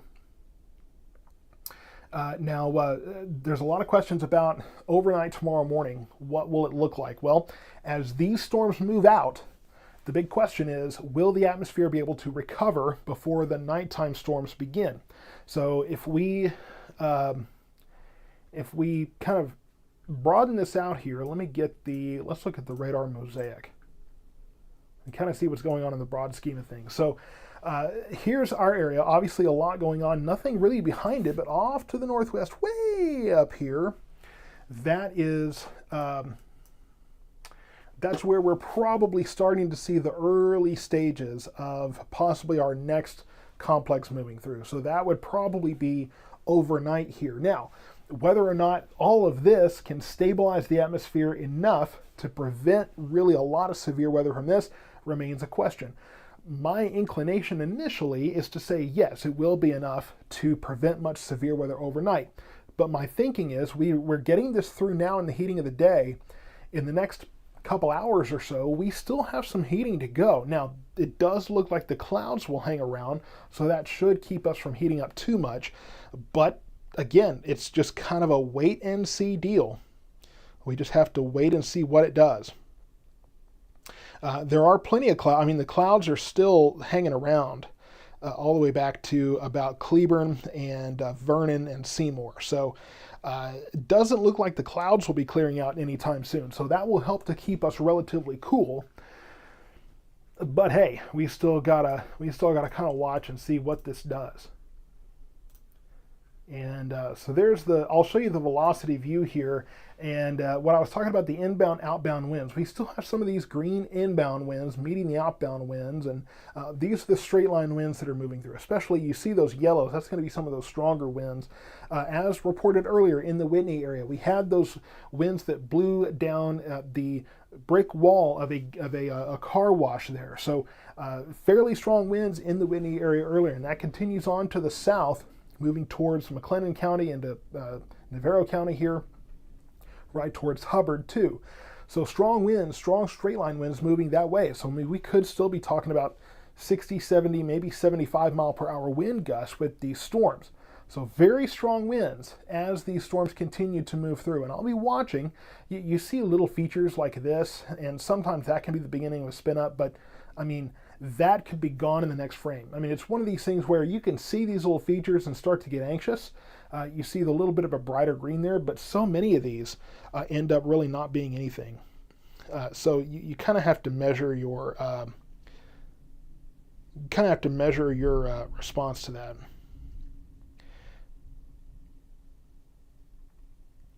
So I'm going to continue to kind of watch some alerts and information here as well.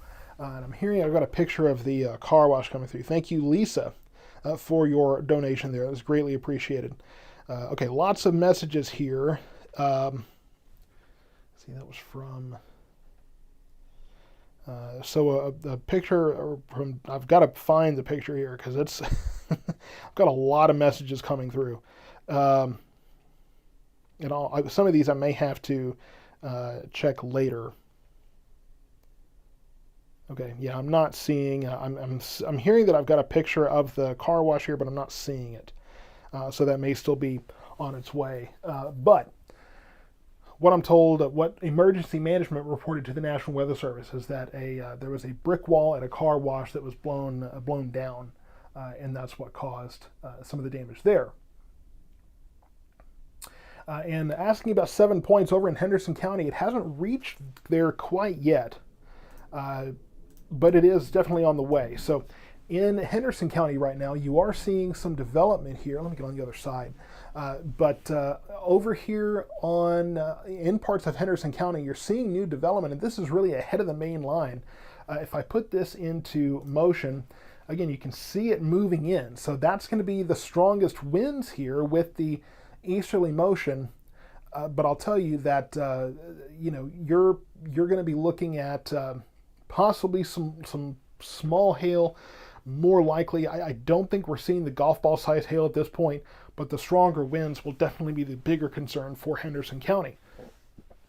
Moving into Hill County and Navarro County, this will definitely be an area where there will be plenty of strong wind gusts on that particular area. And things in Waxahachie starting to clear up now. So let me adjust that view there. And let me look back in because I think I missed a relevant question here.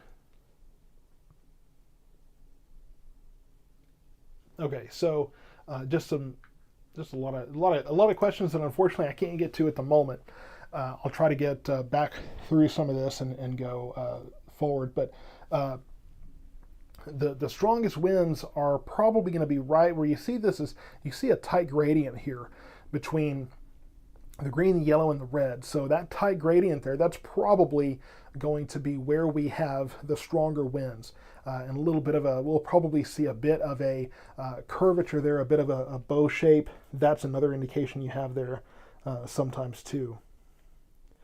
Now I'm looking, just kind of message here. So let me,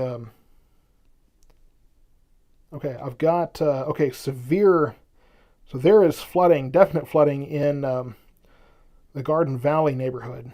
Let me actually send this to somebody.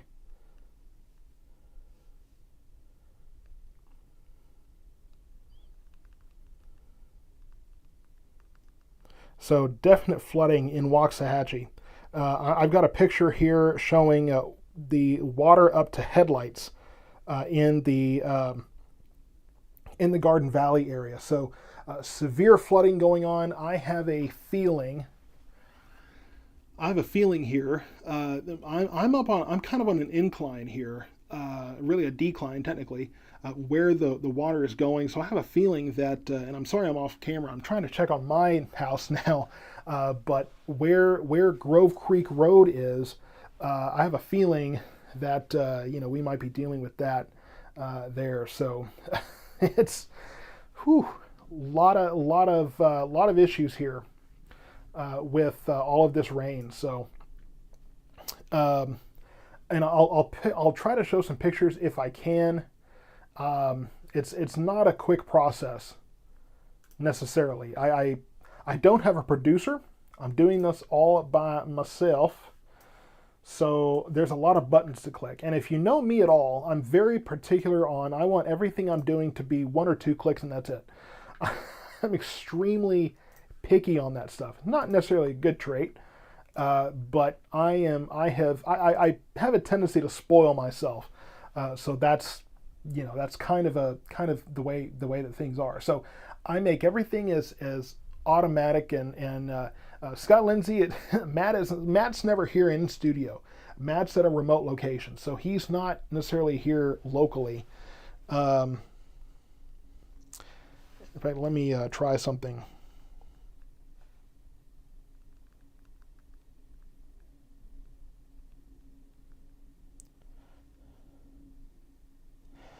Okay, and hearing that there's multiple fire departments in Ellis County currently dispatched to water rescues involving cars. So a lot of road flooding going on, and as I mentioned, we're almost to 3.2 inches of rain, and that's still under 2 minutes. It's been an hour and 45 minutes that we've been on the air. Let me see. Let me just get. I'm trying to go through some of these pictures here.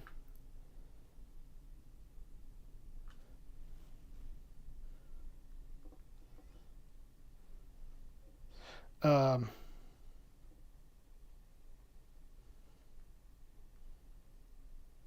all right, so well, I didn't want to do that anyway. So trying to.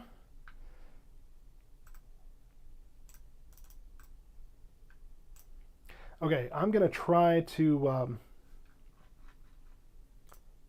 pull something up, and this is a picture from. Don't. The lights are still trying to go out. No. Not allowed. Not dealing with that today.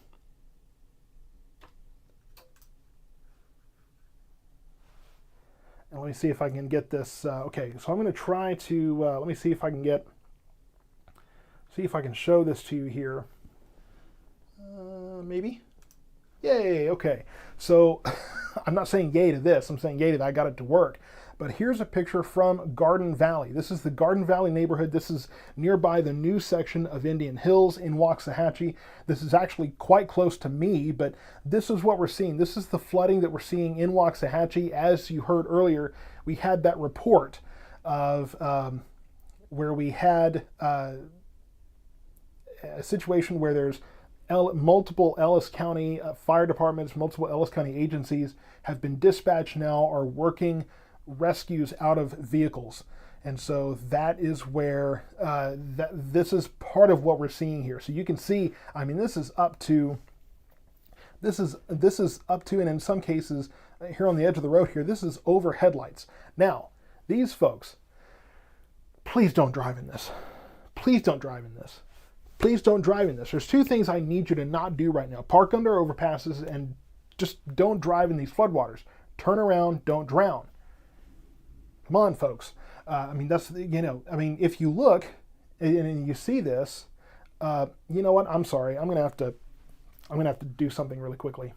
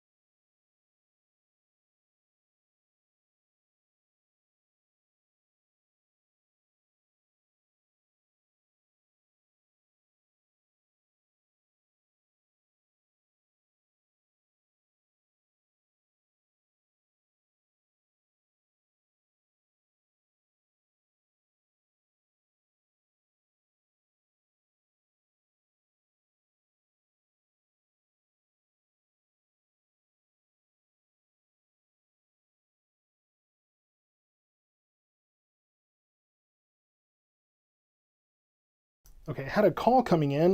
My son had a appointment that we didn't reschedule here, so they were trying to get that worked out. But again, this is in Waxahachie. This is the Garden Valley neighborhood here in Waxahachie right now. So that's what we're seeing right now. Okay, so games have been canceled. Baseball games have been canceled. So that phone call I just made about canceling the appointment because the baseball game is canceled, we could have done that now. This is family life, folks.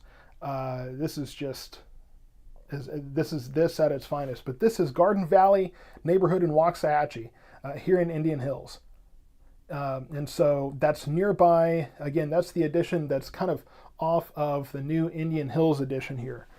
So that's what we're seeing right now in this area. Lots of flooding. across Waxahachie here.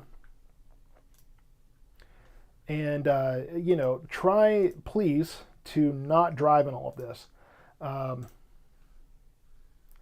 And just going back through some pictures and videos that we've got, a lot of this is hail sizes, hail reports. Yeah, so it looks like most of that's going to be hail going forward. But again, I mean, this is where we talk about turn around, don't drown. Come on, guys, we gotta make sure that we're not. This is not going on. Well, Promise Roads, I don't know if they're in a floodplain or not, but I mean, we've had over 3 inches of hail, or 3 inches of rain, a lot of hail too, but 3 inches of rain in less than 2 hours. And it doesn't surprise me that this is going on. And if anything, it almost makes me think that, it makes me wonder if the way that neighborhood is, I wonder if the two sides, if they pool here. Because, you can have that happen where one part of the neighborhood and the other part of the neighborhood, all of it sinks down and lands right here. But these people that are driving in this, what I'll point out is that the homes are above the floodwaters. So don't leave your house, get in your car, and get in the floodwaters to try to go anywhere. You're safer in your home than in your car. And so just try to kind of keep that in mind. And okay,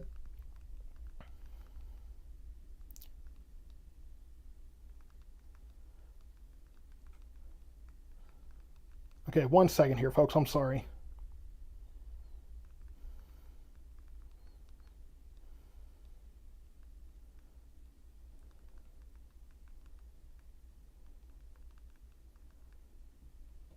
So I'm currently kind of taking care of some family stuff here, so I apologize. Just one moment.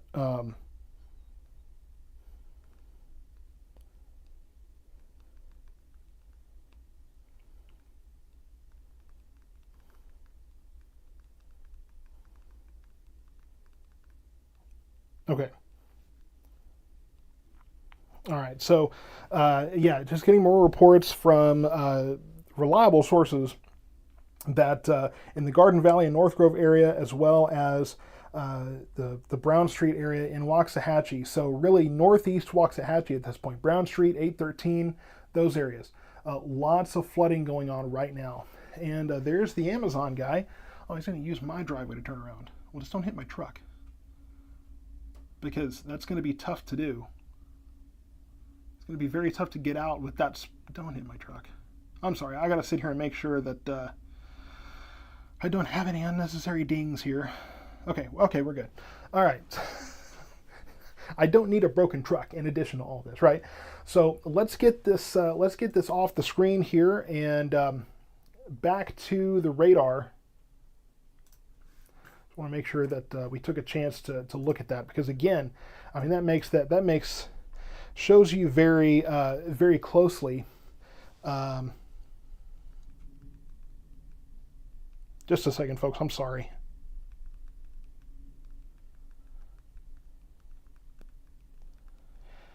That's what happens when you have weather going on along with several other things.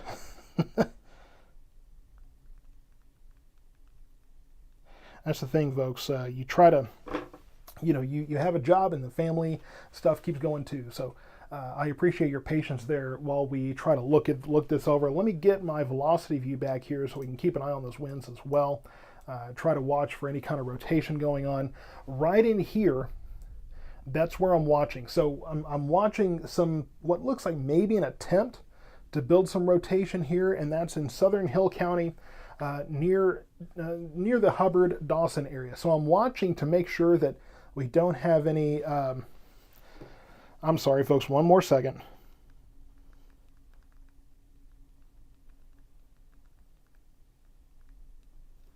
Okay, hopefully that's handled now. So Dawson Hubbard area. So that's where I'm watching for some possible rotation here. Not seeing it imminently, but I am kind of watching that. So we'll keep an eye on that as we go forward. Again, near Dawson Hubbard.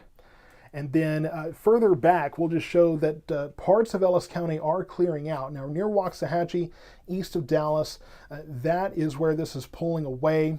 Northern Hill County, that's where we have this starting to clear out as well.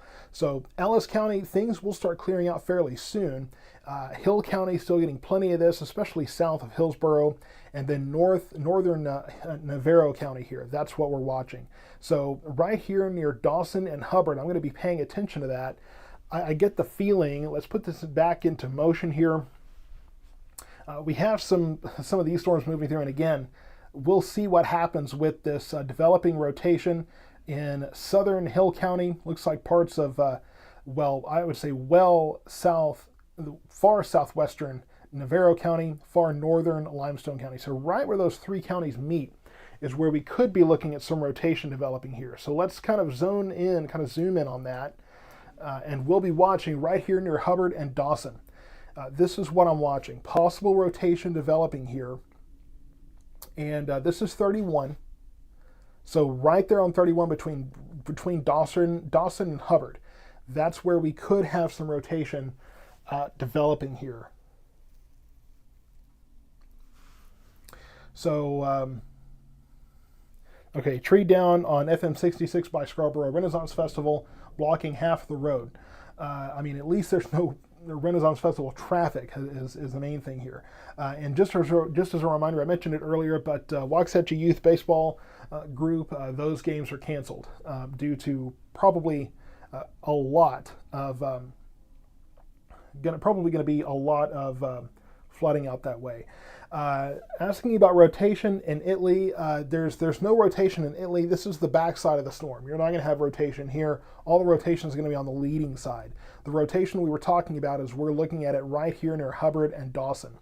Not intense rotation at this point, but it is there, and we will have to keep an eye on it. But that's where we're watching that system in that particular area. Anyone know if the bridge and rocket is still open? I'm not sure. I haven't heard, to be honest with you. I know we have some county officials that are usually tuned into this, so I just want to make sure that we're, if you're able to comment on this too and let us know, that would be great. Let's see, thank you to Ashley and Paula for your donations in the Cash App and Venmo there. Shalom, yes, normally you're going to have storms, you're going to have tornadoes on the leading edge of the storm, especially in this situation. It's only going to be on that leading side. So we wouldn't be concerned about rotation in the Italy area. But it's here near Dawson, Hubbard. That's where we're looking at the possibility of rotation here. I know folks in Waxahachie are asking, it looks like Waxahachie, things have calmed down greatly in that particular area.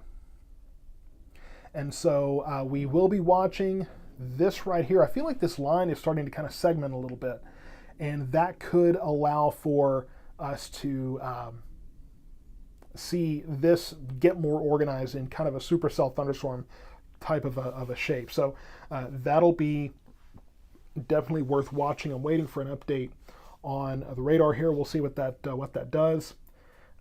But Carl's Corner, looks like Carl's Corner are on the back side of this, but not quite clear yet. So where you can see this, and again, I'll put this into motion for you.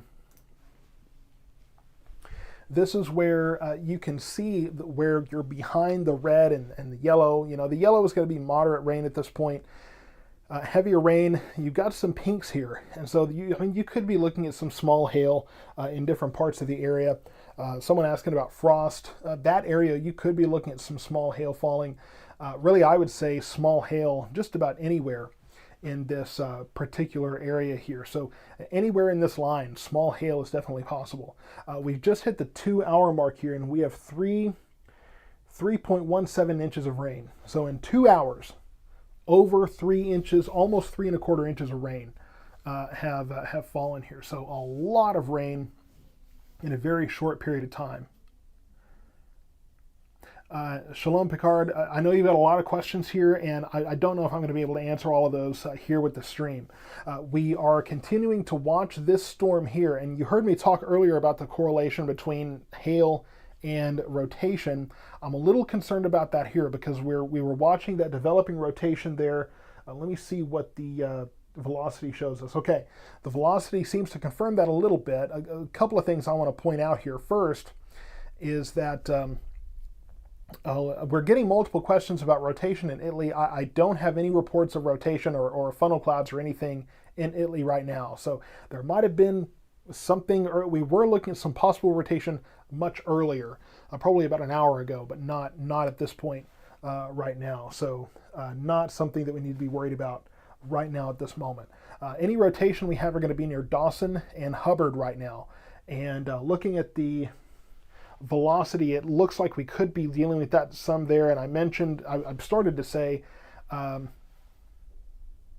when I started to say that, you have the correlation between hail and rotation here. So this is where we were watching for the rotation, just south of 31, south of Dawson. And then now we're starting to see what could be a little bit of a hail core developing here. So again, when you have that rotating updraft, that's going to, number one, lead to possible rotation in a storm, could lead to larger hail as well. So sometimes you have a bit of a correlation, not always. It's not a, doesn't apply all the time, but that can sometimes be something that we see. A lot of questions of when it's going to stop raining here and there. I think you're asking about Waxahachie. It's going to be probably in, it's going to be, probably, I would say, half an hour or so before the rain is done in Waxahachie. But between Dawson and Hubbard, that's where we're watching for this rotation. Now, as we saw earlier, we have another cell moving northward that can help to kind of cut off this circulation. So that could occur here. That could help us to kind of cut off any rotation that's trying to develop here. We'll watch that. We'll monitor that. But at the moment, I will say that we're definitely seeing that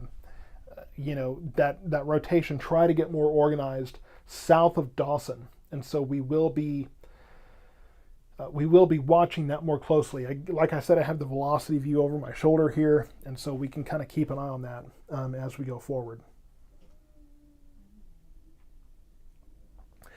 So just getting to again, just over 2 hours here that we've been covering these storms, and we are getting some areas that are clearing out. So let's kind of take another broad view here. Behind this line, if you are behind the red, you may have some lingering rain here. Looks like Waxahachie. Still some rain moving through there, but that dry air will be filtering in. We'll be kind of wrapping up the rain here soon. As this moves out, then the question, and I see, Joshua, you're asking about that, then the question becomes, what do we see after this? And what I'll tell you is that in the grand scheme of things, there's really not much out there behind this, and not immediately behind it. But if we look at the radar mosaic here, we do have what's probably our next complex, convective complex, coming together right here in the panhandles. And so as that moves southeastward, the question becomes, of course, and we can still see more of it. So really all of this in the panhandle here in West Texas, that is where we could be seeing more development for later on. Now, the question is, as this moves eastward, has the atmosphere in our particular area been worked over enough to help stabilize the atmosphere before this gets here? The answer, my quick answer, would be yes, that this has pretty well worked over the atmosphere. I mean, and it continues to do so. And we're getting to 4 o'clock here. This is hanging around long enough. If we can get this to hang around just a little bit longer, if we can have this here really most of the heating period of the day, then that will be, I think, a gift to our particular area. But I can't guarantee that because we could still get some heating. Now, I want to turn your attention to just outside of Coolidge here. This is northern McLennan County. I am seeing more signs of possible rotation here. You see this green here, this bright green. So that, to me, could be increasing rotation. That's here. That's Limestone County. I apologize. But really, there's an area in McLennan County that I'm watching too. So here's Waco. Here's another area where we could be looking at some rotation trying to develop. But really, the bigger concern I have is south of Hubbard, just outside of Coolidge. And I'm sorry, let me just one moment, folks. Let me go communicate something with the family.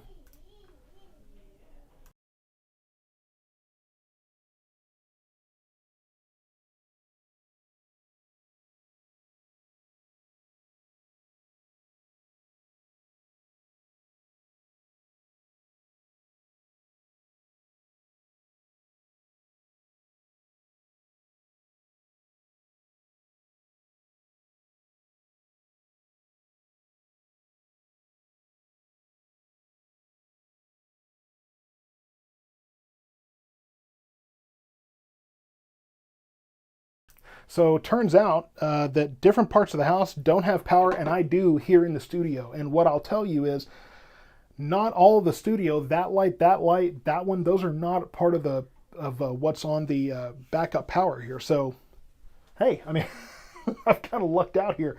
God's looking out for me. Appreciate the help on that from the good Lord above. Um,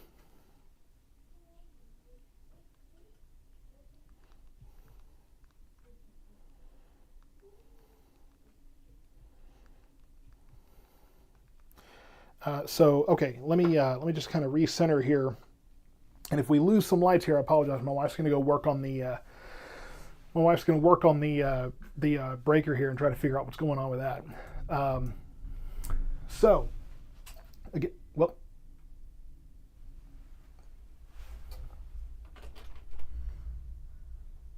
okay, she's probably trying to get things worked out there. So um, okay, so just the lights might go up and down here. So just give us a little bit of patience. We're trying to figure out what's going on. Is that everything back now? I think so. I was flipping the breaker up and didn't mess anything up. We'll turn that light. Try turning that light on. Okay, there you go. All right, so I think we got the power feed out here at the house. I had to figure that out. Now, I know there's some questions about rotation elsewhere in the area. The only rotation that I am looking at right now for our particular area, really just, I would say just south of us, but we're on the fringes, is south of Dawson. And this is going to be west of Wortham. So you can kind of see this little notch here. That's where I'm watching for the possibility of some rotation right now, just based on the velocity. Seems like in the Waco area, there might be some areas of circulation trying to whip up, but this looks a lot less organized than possibly this over here, just my personal opinion. So I'm going to continue to monitor that. Somebody asked about rotation in the Corsicana area. I don't see any rotation there in Corsicana right now. Now, near Waco, looks like that could be another area of rotation trying to better organize there, but I don't immediately see that. So we'll see an update on the velocity view here in just a moment, and that'll give me a little bit of a better idea. Okay, it looks like this is losing some of its organization, which is good. Again, as I mentioned, we have all this convection coming in from the south, and what you're seeing is that's illustrating the inflow. But the thing is, you get that new convection, and that kind of cuts off the circulation. So the inflow is really kind of working against it here. So luckily, that's been part of what has kind of prevented some of this rotation from really getting organized. So we'll continue to watch that. Again, one area west of Wortham, one near Waco. And that's kind of what we're looking at there. Somebody asking about frost. Frost is going to be clearing out fairly soon. So frost, if you don't know where it is on the map, frost is right here near Blooming Grove. And so right on the kind of the B of Blooming Grove here. So that will be clearing out fairly soon.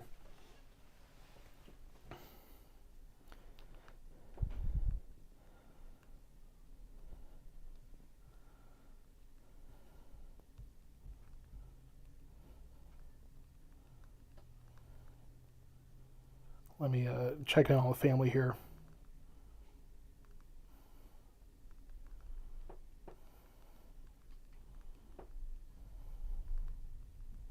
Okay. I'm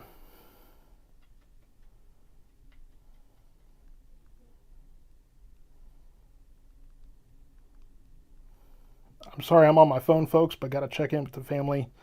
Um,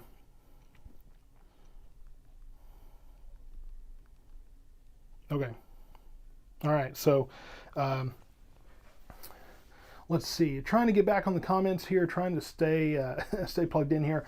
But talking about frost, things are going to clear out in frost fairly quickly. So that part of Navarro County, let's just focus in on Navarro County for a moment.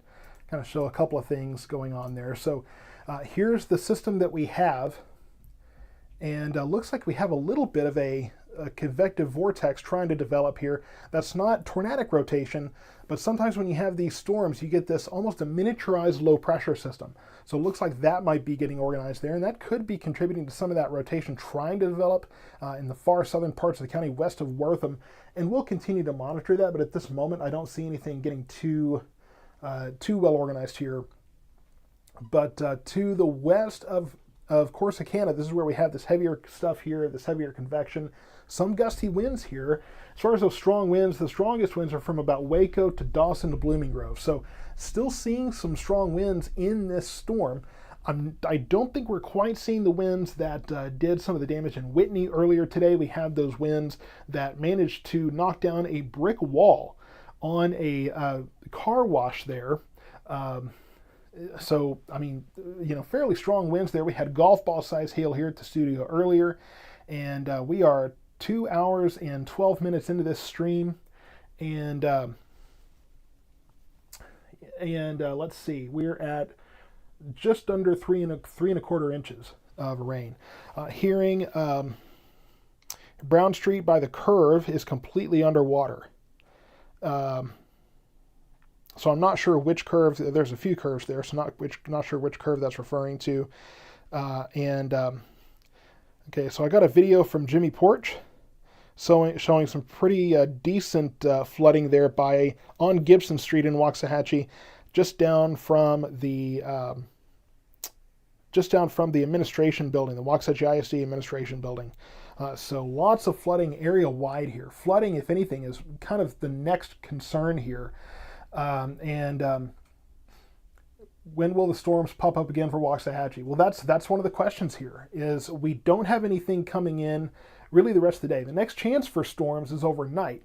But the question is, will those storms move? Will they make it here, or is the air too stabilized at this point? More questions on the really to be concerned with. 77, Highway 77 in Waxahachie near the indoor soccer area, flooded both lanes going towards 287 away from 35. So that's going to be the southbound lanes of 77 north of Waxahachie, really kind of near my area. And so here's what we have going on, and everything is much less organized in Henderson County right now. That can be a good thing, probably less damaging winds there in Henderson County, but there's going to be a lot of rain. So I would say for those Henderson County folks, Gun Barrel, Malakoff, Athens, that area, you're looking at heavier rain, flooding being your main concern there, because none of these storms are really getting out of there very quickly.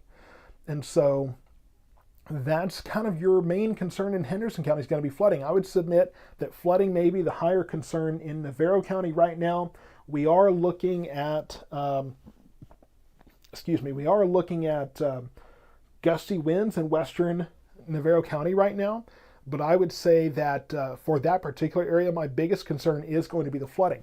For McLennan County, basically the same thing. There are some gusty winds there, but my biggest concern right now is flooding. So really, flooding is going to be the main problem along this line in this whole area. That's going to be kind of what we predominantly see here. And I think we've caught up. Thank you so much to everybody who donated to the Venmo and the Cash App. All of that is greatly appreciated here. I'm always blown away by the generosity of you folks. So that is greatly appreciated there. I was trying to make sure I was caught up on everybody. I think we're caught up on everybody, but thank you so much again for all of those donations. And so here's the storms that we have, and kind of just spreading southward in Henderson County right now. Pure eastward motion here. And these storms from Navarro County down into Limestone, headed towards Freestone County there, towards Teague and Fairfield. So that particular area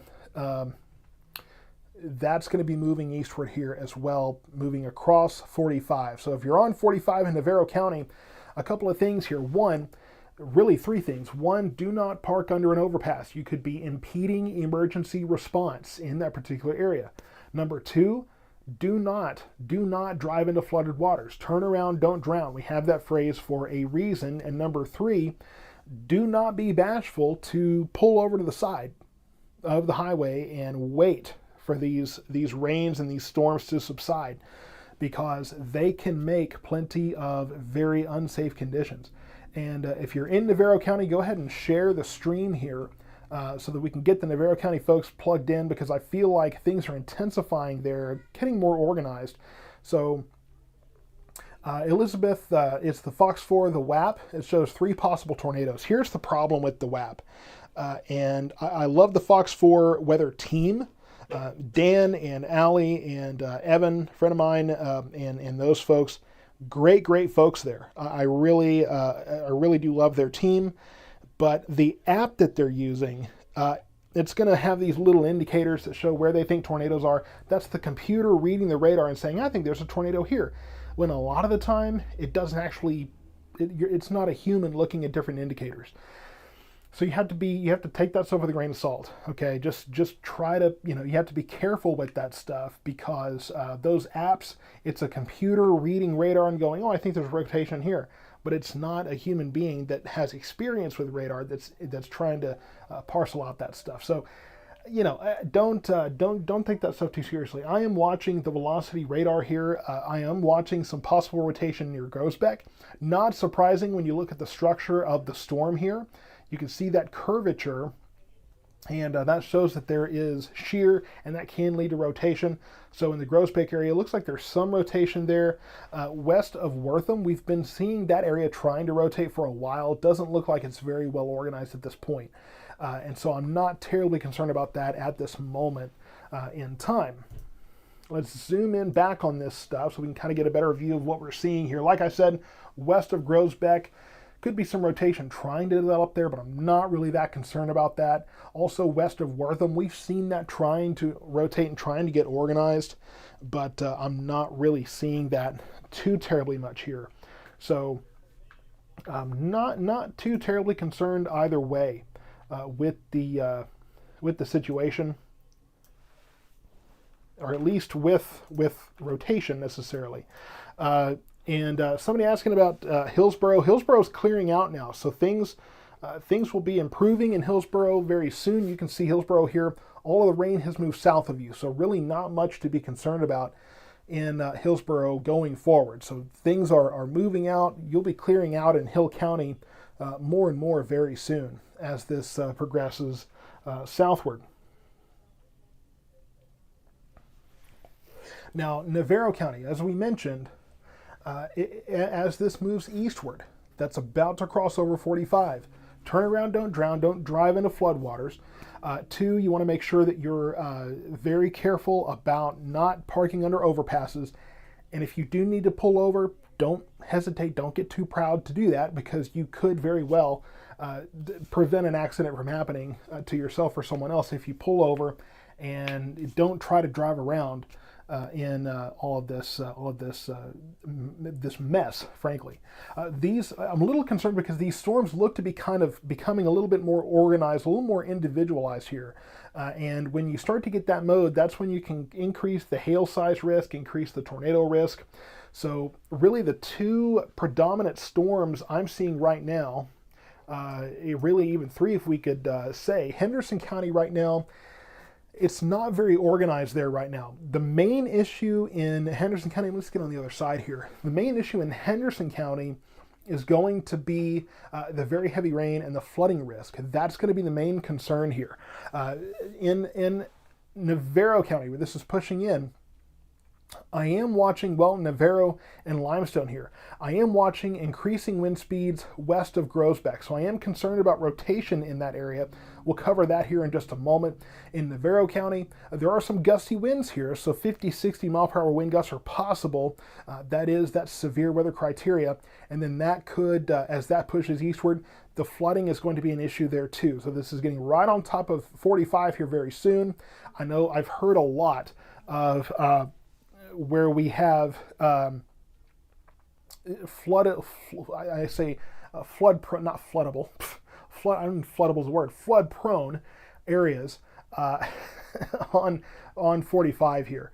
And so, that is a concern here for that particular area. And then as we get into McLennan County, getting into the Waco area, there's another storm. I'm not seeing a whole lot of possible rotation. Maybe just, I would say just south of Waco, some rotation possibly trying to develop there.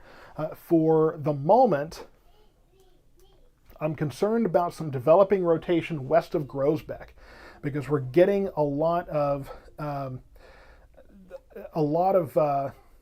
kind of organization in terms of this circulation here.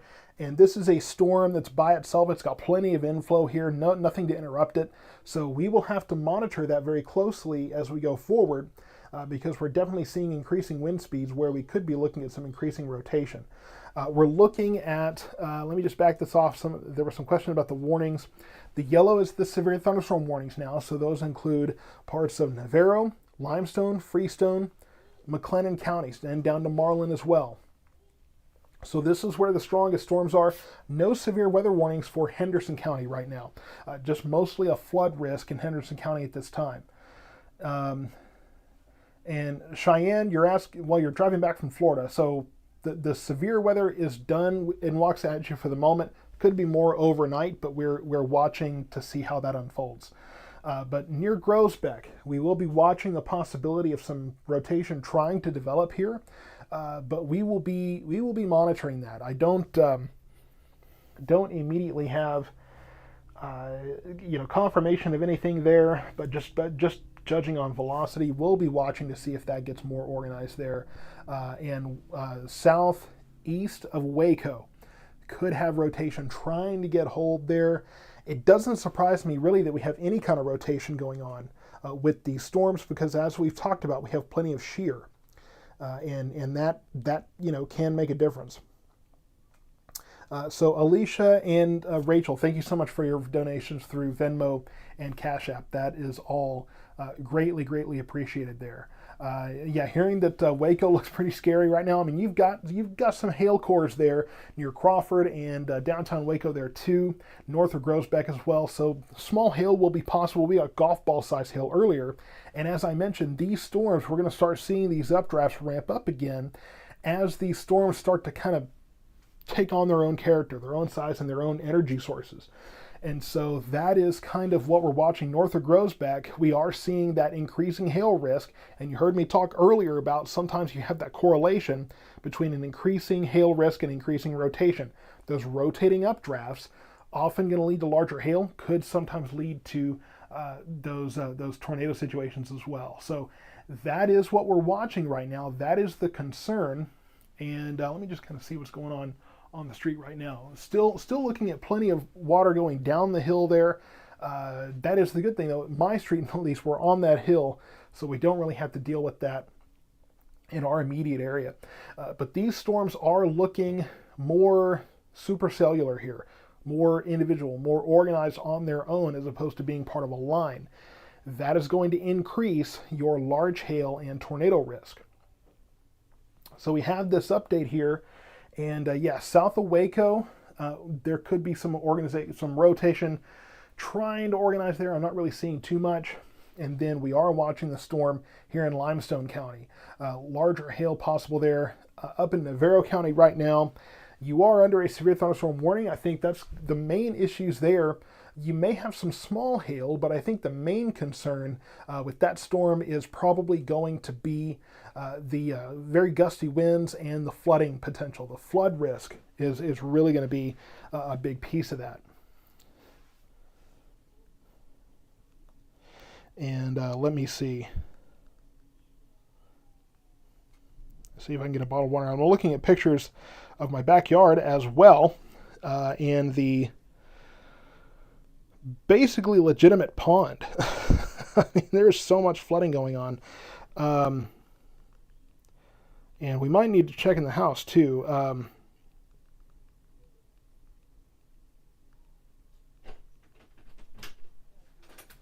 You might need to check the laundry room for water.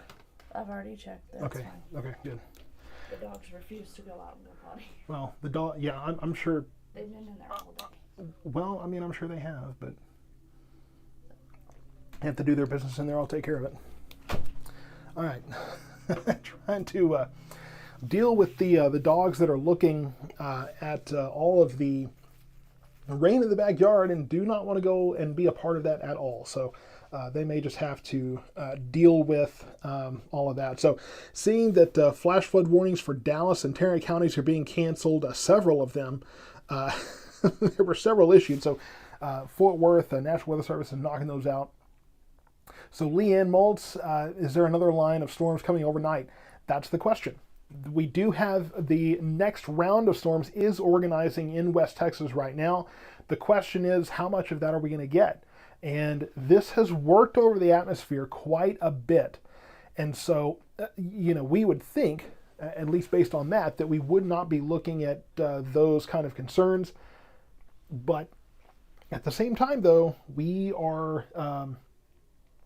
also looking at the fact that, as these move out, can we get any heating? Now, I can tell you, the temperatures are in the 60s right now. So, I mean, it's what, getting closer to, it's 4:30 right now. So I would say that we're keeping temperatures fairly low. I mean, we are really, really cool around here right now.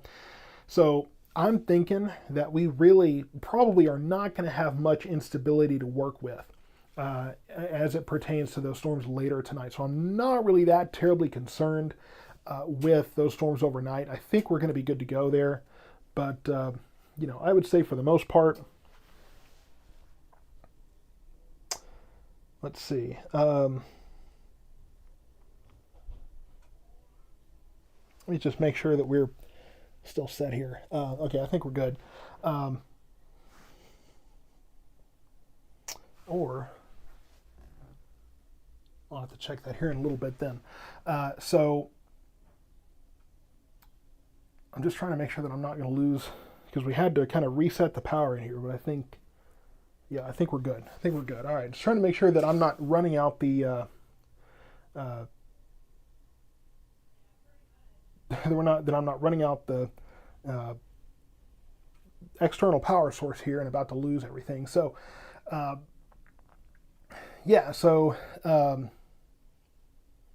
multiple reports of just a lot of rain, a lot of flooding here, and I can pull the picture up again. This is what we saw earlier in Waxahachie. Let me just get this picture pulled up one more time here. Let's see here. This is in, I get this picture pulled up. This is in Waxahachie. So this was Waxahachie earlier. This is the Garden Valley neighborhood in Waxahachie, and you can see that the homes are on kind of elevated, and you can see even with the fence that the homes are on elevated ground, but it all kind of funnels down into this street. And I have a feeling, I think in fact, that the other streets around it it all kind of lands here on this street. And so you can see that all of this rain pooling here. So this is not just 3 inches of rain. This is all the rain that fell around it, that all of this has kind of pooled into this area. So I'll check on that in here in just a moment here. But where we're seeing more of this, more rain than just falls in one location, it's all kind of pooling on this street. I don't know what street this is, but this is the Garden Valley neighborhood in Waxahachie. That's what we're looking at in that photo. So very intense flooding here and very concerning conditions here. Now I'm hearing that there's sirens going off in Malakoff. I will tell you that in the Malakoff area, number one, they're not just tornado sirens. I don't know how Malakoff runs it, but normally they're outdoor warning sirens that can sound for large hail damaging winds. And I mean, there could be a wind risk in that area, but it doesn't look like there's really anything to justify the sirens going off in the Malakoff area. So I don't think there's anything really to be concerned about with that. Now I will say in the Groesbeck area, we are still looking at some possible rotation there. I'm a little concerned about that, so we will continue to monitor that here, but not seeing a warning on that yet. So we'll kind of hold our horses on saying too much there. But a lot of questions about Henderson County. No warnings here yet. I will tell you that the main concern, is going to be the flooding in this area. Now, unless there's for some reason a flooding concern that something the sirens are and again, that's one report. I haven't had corroborating reports of sirens in Malakoff, but you can see it's progressing southward. But the thing is that we're looking at a lot of rain here, and it's not moving much. So flooding is going to be my main concern. Kim Lopez, you're saying is the green? Are you talking about the green on this or on the velocity views? Because the green is winds going towards the radar, red is away. So it's just differing wind directions on the velocity radar. But on this, the green is just lighter rain. It's really green to yellow to red to pink. That's lighter to heavier rain. On this. Just left Cedar Creek Lake. Flooding is bad. Waves are coming off the bridges. So that's a report from Henderson County. That's Cedar Creek Lake there. So reported flooding there. And that makes sense because, like I said, this rain is not moving much, and you're getting a lot of rain in a short amount of time. And so flooding is really going to be the main issue in the Malakoff area. Now, the only tornado warning I see is back here behind me in the Marshall area. So there is a tornado warning there. It looks like that's an individual storm, but that's well east. That's east of Longview, well east of our area. So not really immediately concerned about rotation as it pertains to our particular area, or at least not imminent tornado warnings or anything like that. We are watching near Groesbeck to see what transpires there. But for this very moment, I'm not seeing a warning with that. And so not really too concerned there. Question is Ennis to Avalon. How is that doing? Well, it's clearing out right now. Ennis and Avalon going to be clearing out very quickly for that particular area. So everything's moving out. Clouds will hang around. There's a lot of clouds with this whole system. So we will be looking at these storms, the clouds at least persisting. That will help to keep us fairly cool. I mean, we're in the mid 60s right now across our area. So we're definitely looking at, temperature staying cool. That will help with the overnight storms. I've had several questions about that. That's okay. So Kim, the light green, that is flash flood warnings that are in effect. But a lot of people have been asking about the storms overnight tonight. That's the question, is whether or not this activity has stabilized the atmosphere enough to keep tonight's storms from being too intense. I think yes, and especially the fact that we're now in the mid 60s and we're already going through our period of heating here. So we're really not heating up much, and that I think is probably going to preclude severe weather tonight because we're not going to have a whole lot of instability, not much of a chance for the atmosphere to kind of recover. So that's just the way I see things right now. My guess is that we're really not going to be too concerned with that. That flooded neighborhood in Waxahachie, is it near the lake? No, that is not near Waxahachie Lake. That is the Indian Hills area. That's actually the opposite side of town there. Nick Melissa Stevens, if the storms are intense tonight, we're still going to get rain though. I mean, we may. I really, at this point, at this moment, have not had a chance to look at overnight storms yet. So I got to be able to get through this, and then once this all moves out, then I'll be able to kind of refocus and take a closer look at the overnight convection. But I haven't had a chance to sit down and look at models to see what to expect tonight and to really kind of analyze everything. But we may still get some rain overnight. But the good news is we should have several hours before that happens. It's just now popping up in western Texas, panhandle down to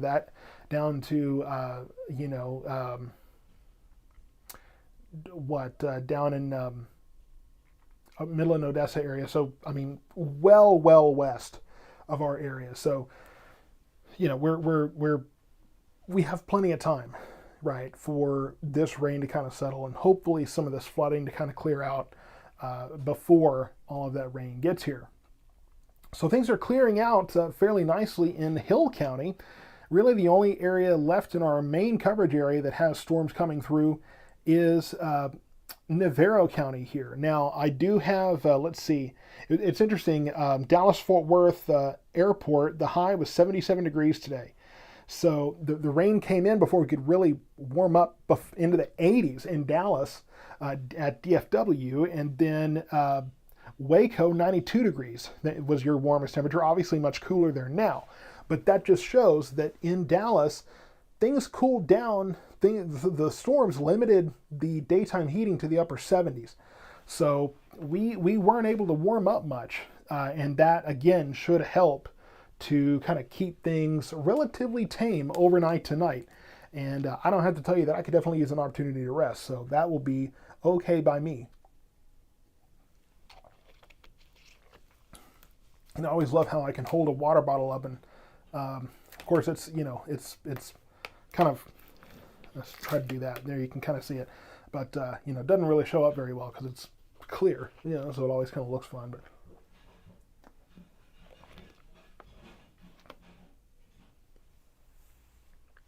something going on in the house. I don't know what's a lot of noise there. I don't know what's happening, but everything that you see right now, all of these storms moving through, I would say there's one storm here that we're probably looking at some increasing hail sizes there in,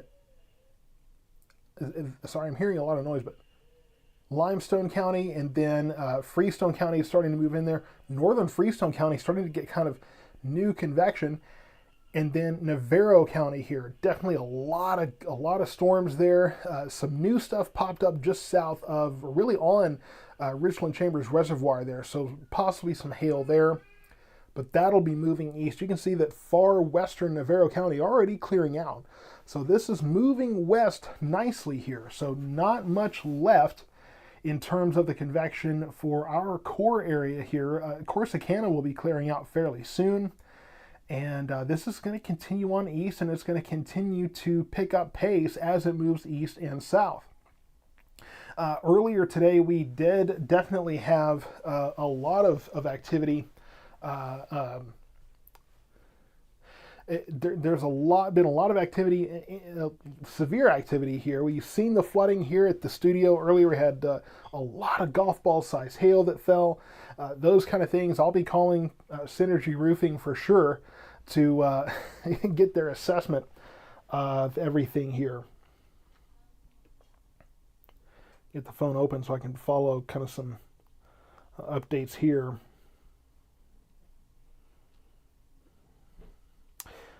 Let's see. And I'll tell you too, there's a video that I'll be putting out. Hopefully I can get this out tonight.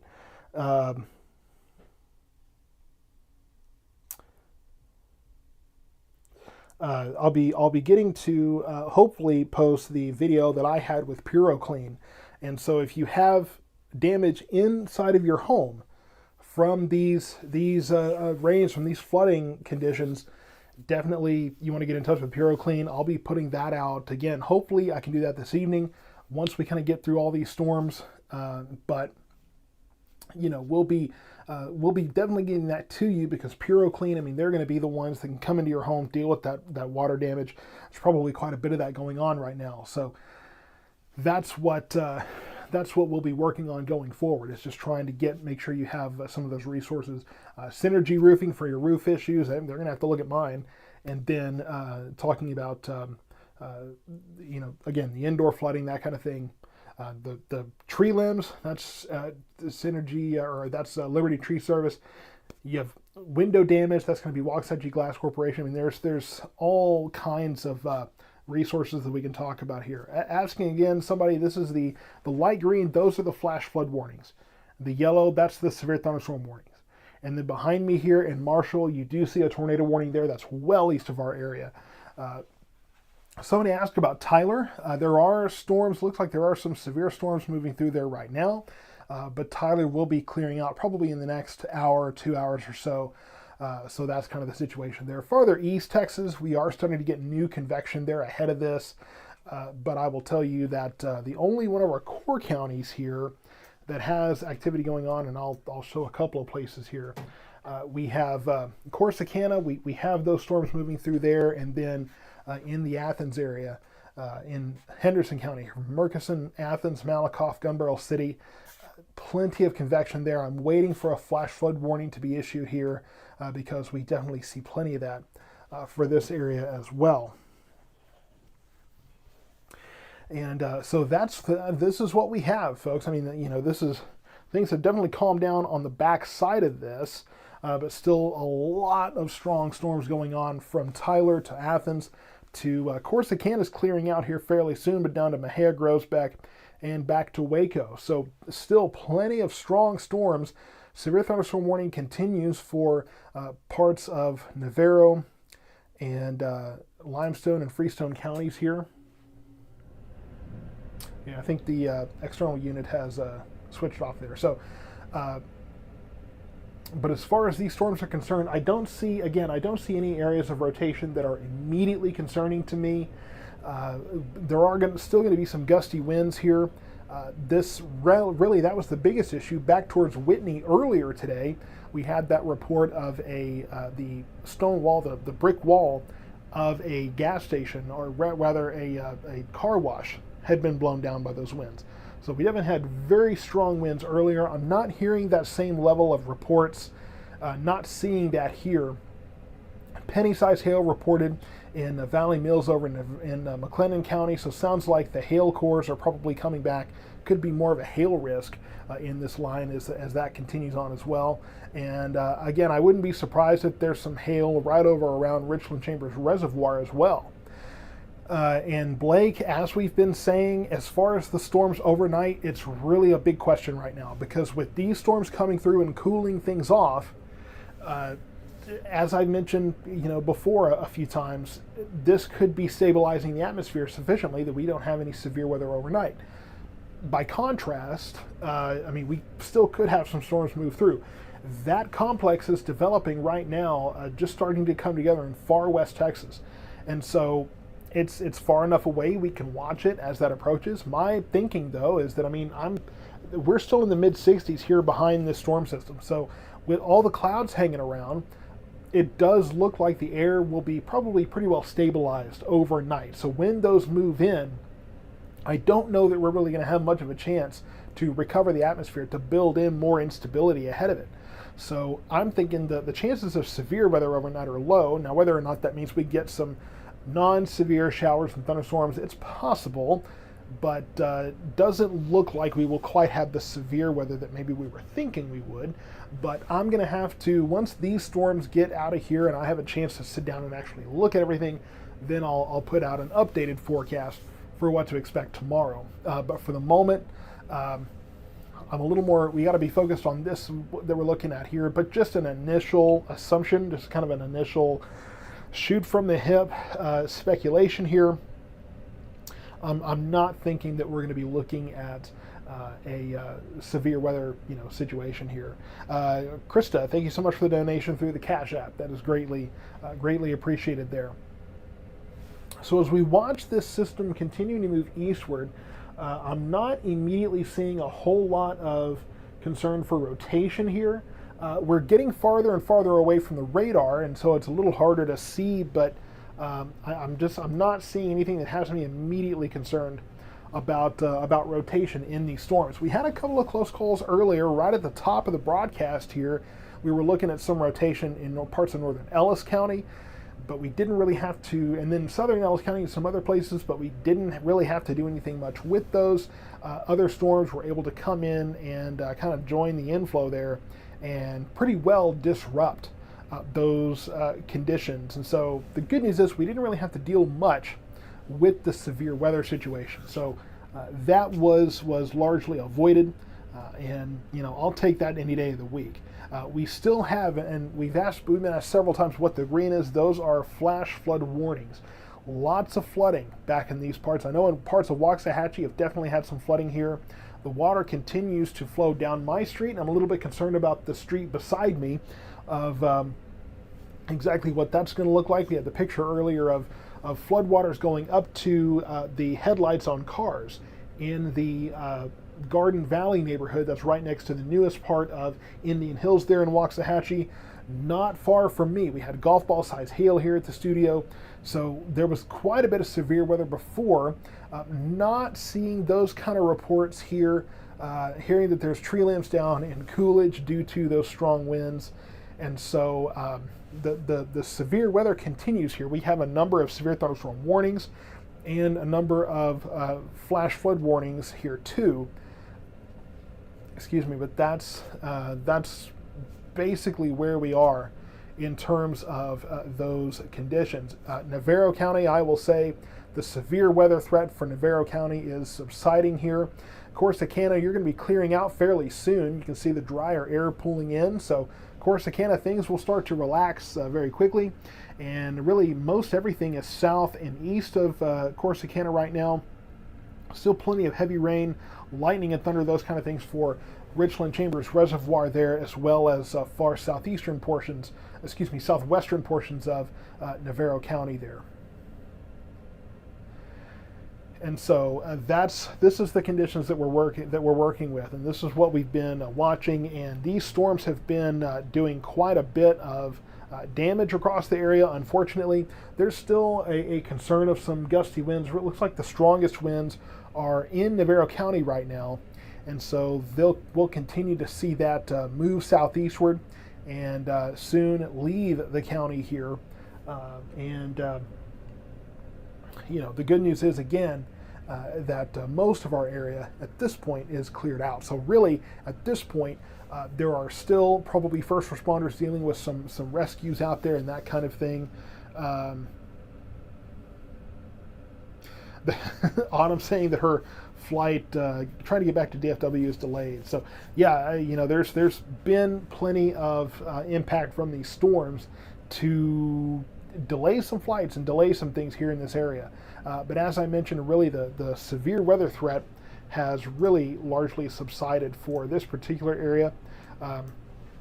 We'll take a look at the possibility of hail here, maybe some hail far southern Navarro County, McLennan County for sure, and then Freestone and Limestone counties here. So that's where we're watching some of these hail cores. Not seeing any really big hail cores, maybe one south of Waco there. But for the most part, I would say that most of our core area has been pretty well relieved of the severe weather threat at this point. Because I have some things here at the house I got to take care of just on a family level, I'm going to go ahead and wrap up this live stream here. I'll continue to bring updates on the South Metro Weather Facebook page, of course, throughout the day, throughout the evening, and make sure that we post that interview with PuroClean as well, so that if you are dealing with in-home water repair needs, that you have the information too. But thank you so much for tuning in. It's been a wild ride of a stream today, and we will continue, like I said, to keep updates going on the South Metro Weather Facebook page and the Twitter account as well. So stay tuned to more updates as this storm goes through. And yes, I will be posting a updated forecast for overnight tonight and tomorrow.